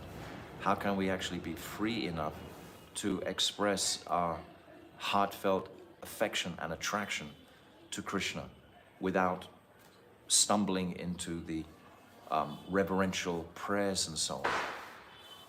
I mean, when death is approaching, what are we going to be thinking about? Each one of us will be thinking something different, of course. Yam yam vapi smaram bhavam tyajat yanti kalebram. We'll all be thinking, but if we've sufficiently purified our consciousness during this life, and we can focus exclusively on Krishna and how to bring him happiness, what will please Krishna? This is not so easy to attain. Devotees who have reverential love for Krishna stand before him with folded hands, offer him prayers. But if someone loves him with a mood similar to one of the Brijvasis, like Subal, Sridham, Madhumangal, Mother Yashoda, Nanda Baba, or above all, one of the Brajagopis, then Sri Krishna will come under his control. Among the Brijvasis, the Brajagopis are supreme, and among them, Sri Radhika is topmost. If someone's devotion to Sri Krishna is like the devotion of Srimati Radhika's maidservants, then he can control Sri Krishna completely. The following verses celebrate these facts. This is really what my Gurudev wants to speak. He wants to speak on the glories of the Brajagopis, because this is our path, this is the Anugatya that we are in from Rupa Goswami. He wants to accentuate that, he wants to bring that forward in a very prominent way, which he's done in all of his teachings. So we have this one. Oh, I'll sing this one. Ananga Ranga Mangala Prasanga Bangura Pruva Savi Brahmam Shasambramam Nriganta Bhanupatane Nirantaram Vashikrita Pratiti Nandane Kada Kalishya Shiyama Kripa Kataksha Bhajanam. Shri Radha Kripa Kataksha Stavaraj, verse 3. So generally in Kartik, we try to sing this twice a day, or at least once a day, every day. O Sarveshwari, mistress of all control, Radhika, on the stage of amorous sport, in the course of an auspicious discussion, you express amazement by curving your eyebrows like bows, and then suddenly firing the arrows of your side lances, piercing the son of Sri Nanda with amorous delusion and bringing him under your perpetual control. When will you make me the recipient of your merciful sidelong glance? So this very beautiful verse to appreciate. Even Sri Sita, the wife of Bhagavan Sri Ram, could not control Sri Ram by her love. Sri Ram gave her up and sent her to the forest to live in exile. Could Sri Krishna ever banish Srimati Radhika from his house in Nandagaon? Srimati Radhika does not even live in his house with him. He becomes so nervous in her presence that he could never ask her to leave his house. What to speak of banishing her from it forever? The reason he becomes so nervous around her is because he is always impassioned with love for her. Love is a very vulnerable experience. It's a very vulnerable quality. When you love someone fully, deeply, immersed in that love, you have no boundaries or barriers there, isn't it? That experience, when pure love is there, it's just, you just empty yourself fully and not considering any type of consequence or anything like that. So Krishna is feeling like that in front of Radhika. He's like totally open. His mood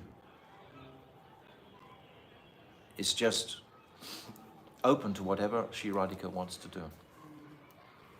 And she can sometimes send him a powerful glance like we've just described, which just brings him onto the ground. When she instructs him in the various arts, such as dancing, he fears that he may make some mistake. You can read this. प्रिया को नाच नचावत सिखावत प्यारी मान गुमान लखूटी लिए ठारी डरावत Kunj Bihari. While instructing his beloved in the art of dancing, Sri Radhika watches him with a cane in her hand, ready to chastise him. Her cane is her sulky, contrary mood, which causes Sri Kunja Bihari to fear making any mistake. It's so beautiful. When Sri Radhika spontaneously becomes inflamed with man, jealous anger, either with or without a cause, Sri Krishna prays, Smaragarala Kandanam, Mama Sirasi Mandanam, Dei Padapalavam Udaram. This is from Sri Gita Govinda. O my beloved, Cupid's powerful poison is devastating me. Please be merciful to me and place upon my head the cooling, tender petals of your lotus feet. So, Jayadev Goswami couldn't write this verse. Jayadev Goswami was in the 9th century, and Mahaprabhu had not advented. Jayadev Goswami was such a rasik poet, describing so many amorous pastimes of Radha and Krishna, but he could not comprehend the control that Radhika ultimately has over Krishna.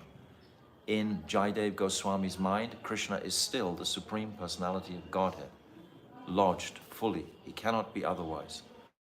And this idea of him bowing down to the lotus feet of Sri Radhika, absolutely he couldn't write that. He left his pen, went to the Ganga. Krishna came in himself and wrote this verse. This is the famous story that we hear, that it's Krishna who's writing this verse. He is surrendered. Krishna can do that. But Jayadev Goswami, so it gives us an impression of this history from Krishna in Dwapara Yuga to the time of Mahaprabhu. There was not any mood practically of this Ragatmika Bhakti or Raganuga Bhakti, this Braja Bhakti, Bhakti Ras, was practically not there. Everyone was in awe and reverence in their worship. Only when Mahaprabhu appears and explains himself, Krishna explains himself, the nature of Parakiya, then that whole opening of Braja Ras, Braja Bhakti can actually manifest. Without Mahaprabhu, the key is not there. Amazing, isn't it? That's 5,000 years after Krishna's Leela in Vrindavan. No one understood what Krishna was doing in Vrindavan 5,000 years ago. No one really at all. Even Uddhav, he goes there. He prays to be a blade of grass. Lord Brahma also wants to be a stone. They don't have that connection. The connection only comes through Mahaprabhu. We have to every single day count our fortune to be at this particular time on this side of Mahaprabhu's advent. If we'd been on the other side, we wouldn't have understood these things. We may have heard of these things, but we wouldn't have been able to, with our hearts, embrace them. We wouldn't have had the confidence to without Mahaprabhu. And as Kali Yuga deepens more and more and more, it seems that these topics become more and more open. They're more and more available. We've said many times how Bhaktivinoda Thakur couldn't find a Chaitanya Charitamrita until he was about 25, 26 years old. Anyone, there's millions, probably billions of Chaitanya Charitamritas on everyone's cell phone. It's just all over the world. So this Raganuga Bhakti is so accessible today. This is the mercy of Chaitanya Mahaprabhu. He wanted this to be available in every day was alive today. He would be on the internet casting medium. It's where you're going to catch everything. We're sitting in a room here now with 6, 7 people, and yet we're speaking to probably 300 or 400 people online. So this is miraculous. It's not easy to adjust because how do I have to imagine that people are sitting behind the screen? I don't easily, I'm not easily able to go to there, but because it's not interactive, we're not speaking with each other very much, just getting thumbs up or something. So this is Jayadev Goswami in the 9th century. Even such a Rasik personality could not understand that Krishna is not the Supreme Personality of Godhead when he's with Sri Radhika. She is his beloved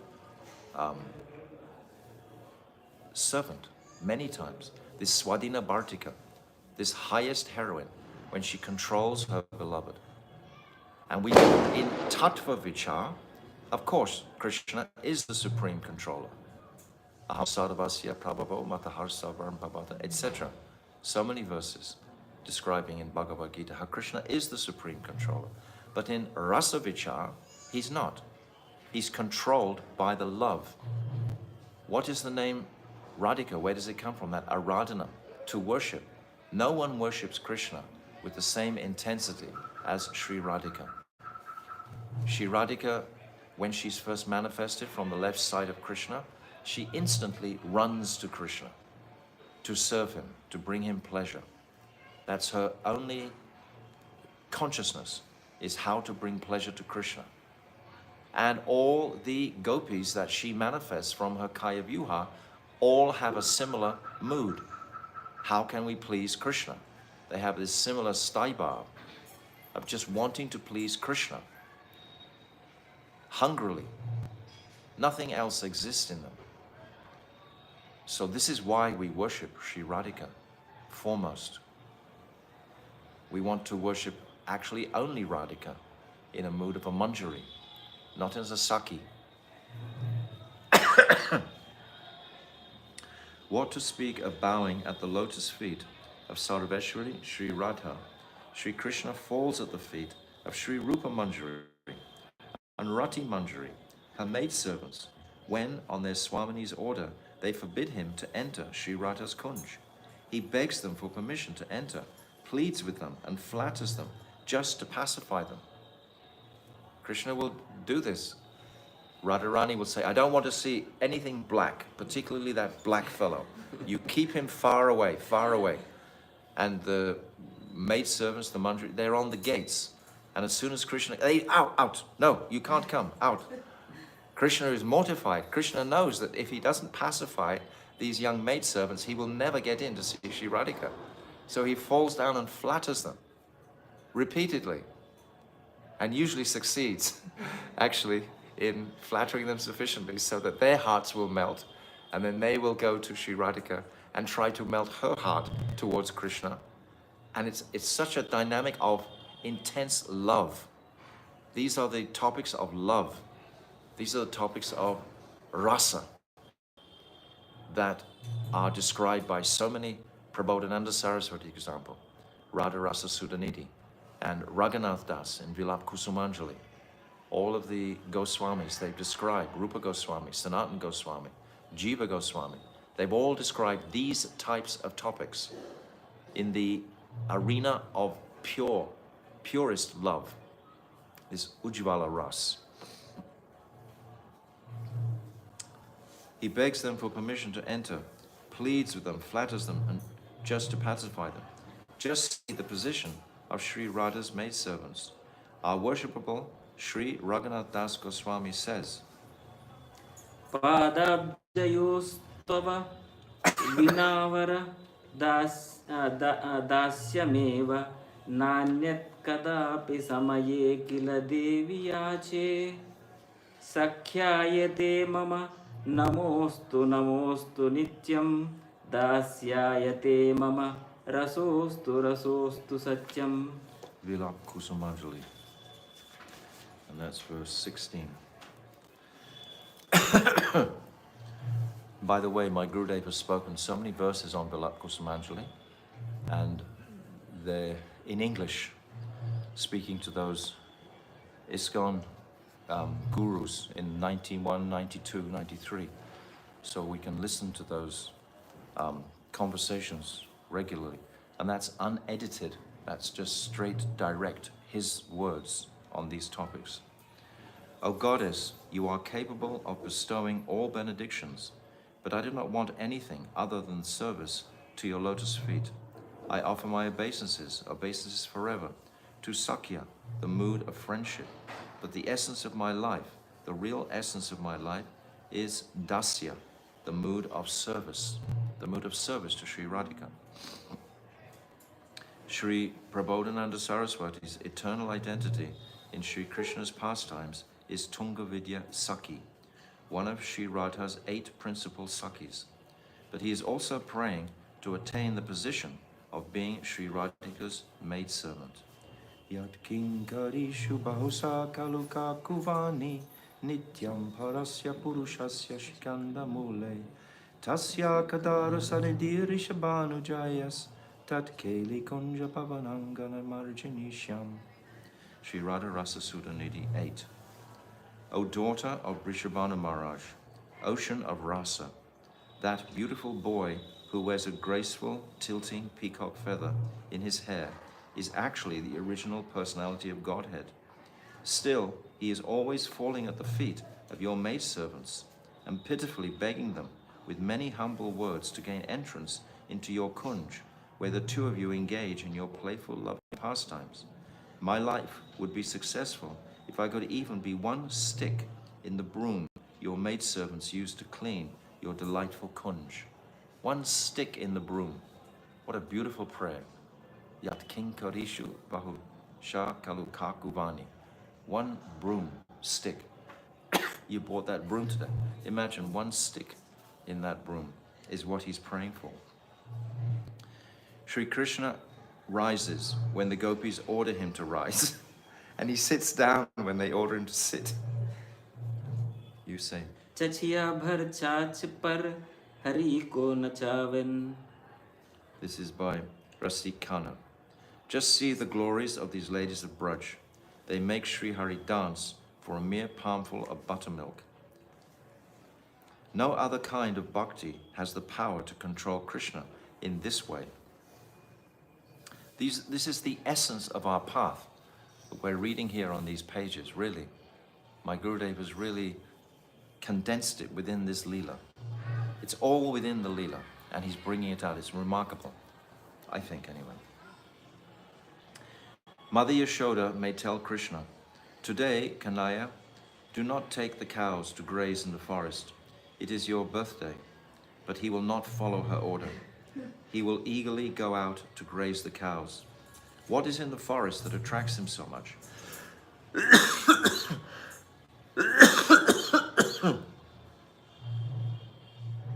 Within the forest, he can meet the young Brajagopis and play freely with them, especially with Sri Radha. They meet together in secret places like Radha-kunda, Surya-kunda, and Kusum Sarovar. Krishna goes out with the Sakhas. The Sakhas love him more than the thousands and millions of their own lives. And Krishna is reciprocating with them. But when he sees a lake, it reminds him of Sri Radhika. When he hears the swans warbling, it reminds him of Radhika's ankle bells. So all of these udipans are reminding Krishna of Radhika. Even though he's with all these most loving associates, still he leaves them to go to Radha-kunda every day for 5 hours. This is the truth of the Ras Leela pastimes.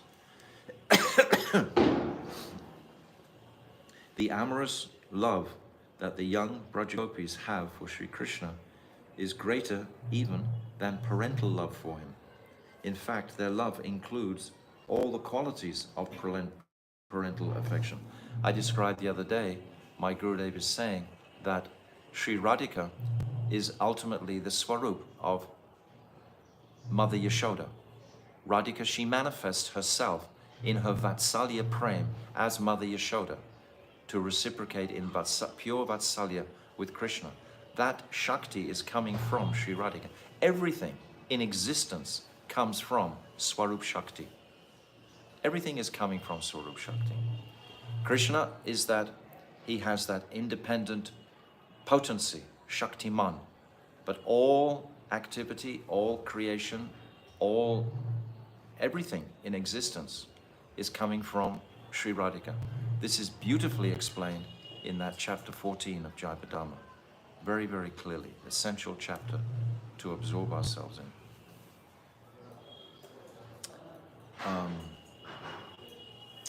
The amorous love that the young gopis have for Sri Krishna is greater even than parental love for him. In fact, love includes all the qualities of parental affection. Therefore, playing with the gopas or grazing his cows is not the primary reason he takes the cows into the forest every day. The main reason he enters the forest is to play with his dearmost gopis. In Sri Chaitanya Charitamrita, Madhya Lila 8, 201, 204, this is the Ramananda Rai Sanbad. Srila Krishnadas Kaviraj Goswami explains that without the help of Sri Radha's Sakhis, Sri Krishna's amorous pastimes will never develop in someone's heart. You can say this. Radha Krishner Leelayai Ati Gudhatara Dasya Vatsalyadi Bhave Na Hai Gochar. Actually, all these verses from Chaitanya Charitamrita have a particular meaning. Meter. Meter. Yes, yes. They're all the same meter. Radha Krishnera Lila Ati Gudatara Dasya Vatsalyadi Bhave Nahare Gochara. That's the meter. Sri Radha and Krishna's pastimes in the groves of Vrindavan are extremely confidential. Such pastimes are beyond the grasp of anyone in the mood of Sri Krishna's affectionate servant, friend, or parent. Sabe ek Saki Ganera Intan Atikare Saki Hoite Haya E Lilar Vistara. Only the damsels of Braj are qualified to see these secret pastimes, and only they can make them expand. Saki Vina E Lila Pusta Nahi Hoy Saki Lila Vistaria Saki Avistara. Only the Sakis are qualified to nourish these secret pastimes, and they take great pleasure in making them expand. Okay. Saki vina ye lilai anyer nahi gati Saki bhave ye tare kare anugati Radha Krishna kunja seva sajha se hi pae Se sajha paite ar nahi upay. Very nice. Getting there, yes. No one can see or participate in these pastimes without the help of the young Brajagopis. We actually see, and I've described many times in Vidagdha Madhav, how Radha and Krishna cannot meet without the arrangements of Lalita and Vishaka, and even Madhu Mangal and Subal. Their love is so powerful and all-consuming in their hearts that it creates almost a barrier in their actually meeting each other, because it's so strong. They can't just hopelessly run to each other. Lalita and Vishaka, they have to go to so many lengths to arrange their meetings. And when they manage to bring Radhika to Krishna, then Radhika wants to turn away and run away. It's the first thing she wants to do, because she comes overwhelmed with the power of her attraction to Krishna. And with that power of attraction, as I just said, the vulnerability of the heart is just completely open. So it can be a very intimidating place to be when the heart is completely wide open. And that's how Radhika feels. But Radhika has her nature, her Bhaumya Bhav, which she knows pleases Krishna the most. When Radhika is contrary, this is what pleases Krishna the most, because everyone else is compliant with him, but Radhika is not, and nor are her Sakis, Lalita, Vishaka, etc. They're all very bold, this pragalda, towards Krishna. They won't allow Krishna to do anything that's going to disturb Sri Radhika. So it's a play, it's a beautiful play of love.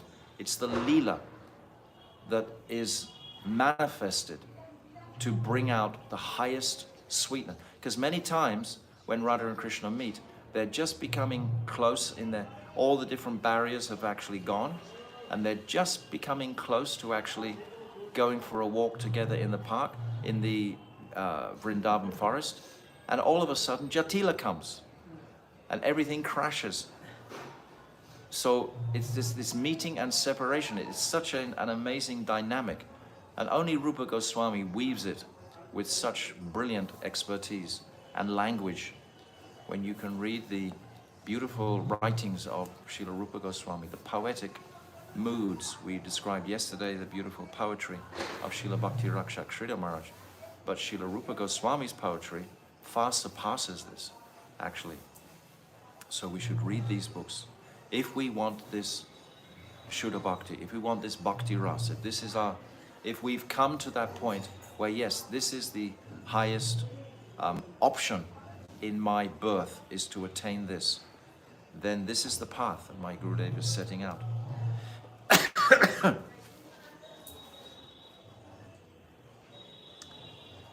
Where did I just read? Did I just read that verse? No one can see. Oh, only those fortunate souls who follow in their footsteps by adopting their exalted mood of amorous love for Sri Krishna will attain the ultimate goal of directly serving Sri Radha and Krishna in the kunjas of Vrindavan. There is no other way to obtain this. This is Ramananda Roy. One day, Mahadev Shiva, the chief demigod, set off to see his supremely worshipful Lord, who had just appeared in Braj. Arriving at the gate of Nanda Maharaj's home, he sang loudly, Alaka Niranjan, Alaka Niranjana, and played his drummaroo, a kind of hand drum. So there's a footnote describing this phrase. This phrase is used to beg alms in the names of Sri Bhagavan, or simply to make one remember him. It is a description of Paramatma, who is invisible, Alaka, Alaka, and aloof from Maya, Niranjana.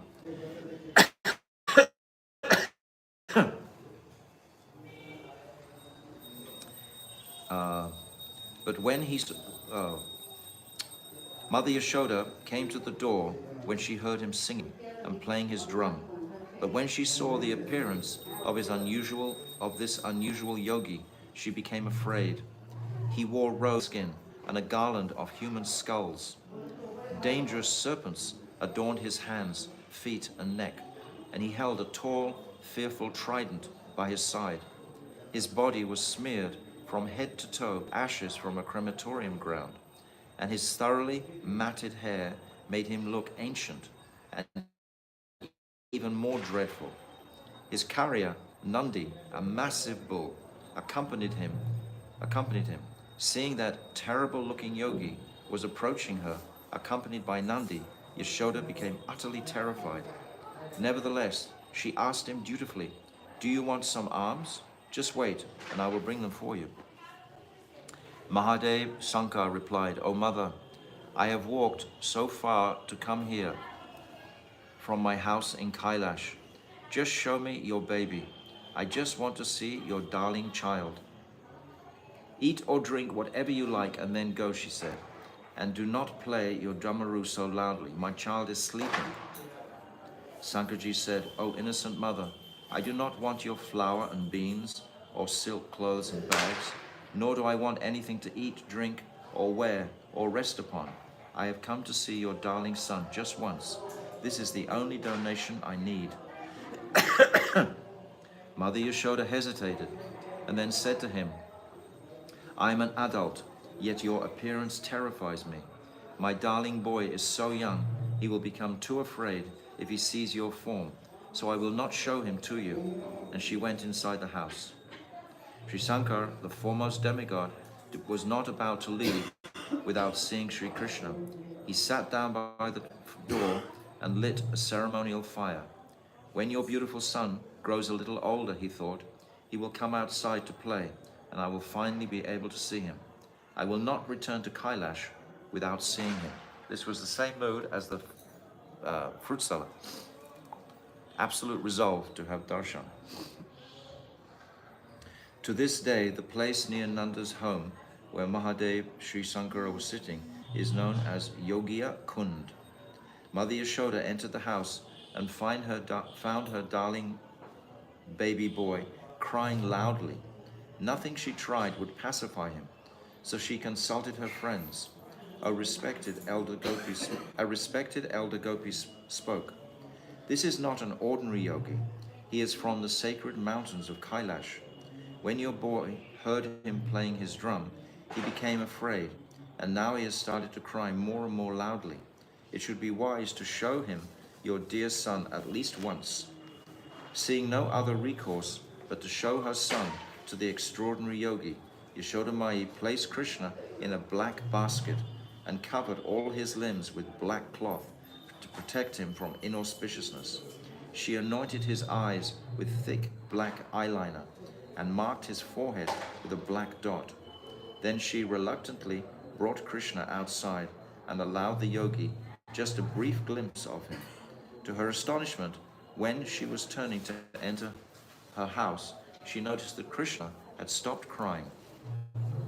Sri Sankar, the king of mystics, spoke to her. Mother, I will light a ceremonial fire and stay nearby. If ever your blessed child falls prey to some evil, just call for me. I will chant mantras to ward off any evil effects with mustard seeds and salt, and he will be restored to health. Thereafter, whenever Krishna would cry, she would call the yogi from his dwelling. Can you sing that? योगी चलो नंद भवन में, यशोमती मैया तुम्हें बुलावे। वाके लाल को नजर लगी है, ताई पैरनु करवेन। नहीं रह योगी नंद भवन में, व्रज में वास सदा तू कीजो। जब जब वाको लाला रोवे, तब तब दर्शन दीजो। Maybe Padma could sing it more, Bhushpasi, but very nice. Yogi, come to Nanda Bhavan. Krishna's devoted mother, Yashoda Mai, is calling you. Her dear son has come under an evil eye. Ward off its effect with mustard and salt. Stay here. Yogi, just stay here in Nanda Bhavan. Please live in Braj forever.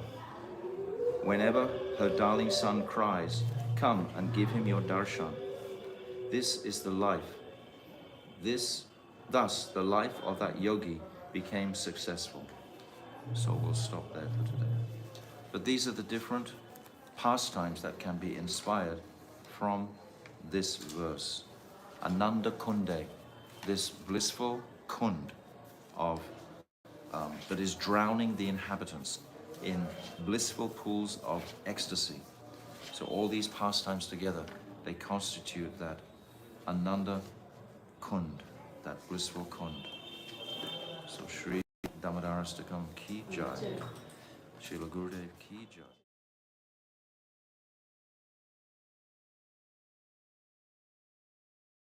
So continuing with our Damodarastakam, and we're just about to complete verse 3, which is packed full of leelas.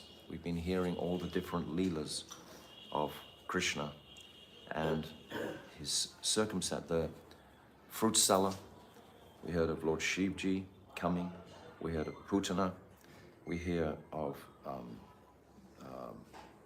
even, who else? Anyone listening? Huh? There is a description of gopis there. Oh yes, the gopis praying for Krishna, and the speciality of that praying which is only to be found in Vrindavan. And the principal teachings, as we were saying yesterday, is to bring us to an appreciation of Vrindavan Dham and the residents of Vrindavan Dham and this Madhurya Ras, which only exists in Vrindavan, nowhere else. So this is what we're hearing about. This is where this Damodarastakam is carrying us. It's quite ecstatic. So now I'm continuing on page 73, at the bottom of page 73. 72. 70. 72? Yeah. Yeah, after the three talks. Oh, In after his the yoga. Padyavali. Okay. In his Padyavali, an anthology of verses written by many different acharyas, Srila Rupa Goswami quotes the following pastime. Okay. Ramo nama bahuvahu tadbala siteti huta pitur vacha panchavati vane nivasatastasya haradravanaha krishnasyeti puratanim nijakadha makarnya matreritam saumitrekah dhanuriti Vyaghragira. So this is from Padyavali 150 by an unknown author. One night, Mother Yasoda was tenderly stroking Krishna and lulling him to sleep with a story. Once there was a king, she said. Krishna eagerly responded, yes, and? His name was Dasarath, she continued, and he had 4 sons. When they grew up, Vishwamitra took them to protect the arena of his sacred fire sacrifice. Krishna murmured, yes, and? After they saved the fire sacrifice, Vishwamitra took them to Matila. The king of Matila, Maharaj Janak, had vowed to give his daughter's hand in marriage only to the one who could string Shiva's bow and break it, and not to anyone else. Again, Krishna murmured, Kings came from many far-off lands, she continued, but they all failed. Finally, Sri Ram strung Shiva's massive bow and broke it. Then Princess Sita was married to Lord Ram. Krishna murmured as she spoke, and whenever she paused, even for a brief moment, he eagerly inquired, Mother, what happened next? This is Vatsalya Bhav. This is Vatsalya Bhav with Krishna and Mother Yashoda. To carry out his father's order, Sri Ram had to enter the forest in exile, and Sita and Lakshman went with him. When they were residing at a place called Panchavati, the demon Marichi tricked Ram and led him into the forest. Meanwhile, back at their cottage, Ravan came to kidnap Sita. Just hearing this, Shri Krishna, absorbed in the mood of Ram, sprang up from the bed crying, Lakshman, bring me my bow. Where is my bow? My bow. May Sri Hari's impassioned cries when he is absorbed in this mood protect you. So this is the translation of this Padyavali verse. So this is very beautiful. One day, while Mother Yashoda was churning yogurt in an earthen pot, she attracted her darling son with her sweet words. Then for a short time, she left to do something else. When Krishna's eyes suddenly fell upon the earthen pot, he saw the moon reflected in the surface of the yogurt. Mother Yashoda returned. He repeatedly demanded, Mother, I want the moon. Give me that toy. Mother Yashoda took a lump of butter from the pot and gave it to him. At first he became happy, but then he looked back into the pot and he saw that the moon was still there. Again he began restlessly demanding it. Mother Yashoda said, Look up, that is the moon. I want it, he demanded. There is poison on it, she said. Krishna asked, How did it get poison on it? A long time ago, when the demigods and demons churned the great ocean of milk, poison came to the surface. That poison is on the moon. Do you see those black impressions on the moon? That is the poison. Tell me, who would play with that?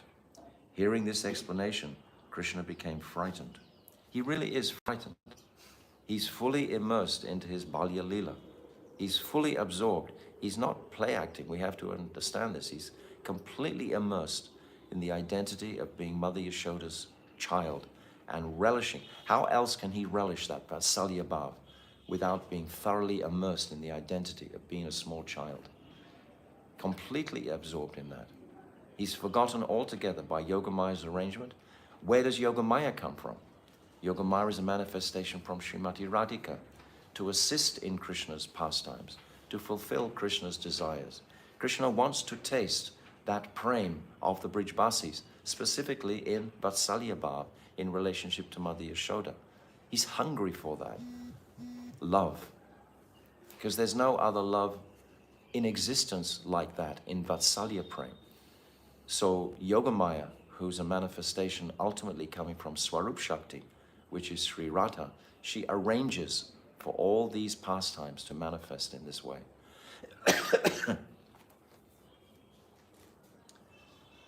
Hearing this explanation, Sri Krishna became frightened. Such are Sri Krishna's unlimited pastimes. He drowns the residents of Braj in the ocean of their sweetness, and he also drowns in that ocean. Ananda Kunde, that was the verse that we sang. Where is it? Lilabhya Ananda Kunde, Swagosham Nibajantam Akpayantam. This is the beginning of verse 3. This Ananda Kunde, these sweet, sweet pastimes. So now that concludes this third verse. So we've done 3 verses. We're gradually scrolling through the idea. I find it very interesting to appreciate that Narada Muni, when he was first speaking this to Sonika Rishi, and it's described that Sonika Rishi's Staibhav was not fixed. It's called Satyarati, it's not fixed yet. So he's going through these different appreciations. It started off with a more more Dasya Bhav mood. Then it came to some touching on Sakya Bhav. Now it's Vatsalya Bhav. So he's going through these appreciations of the different bhavs, the different Staibhavs.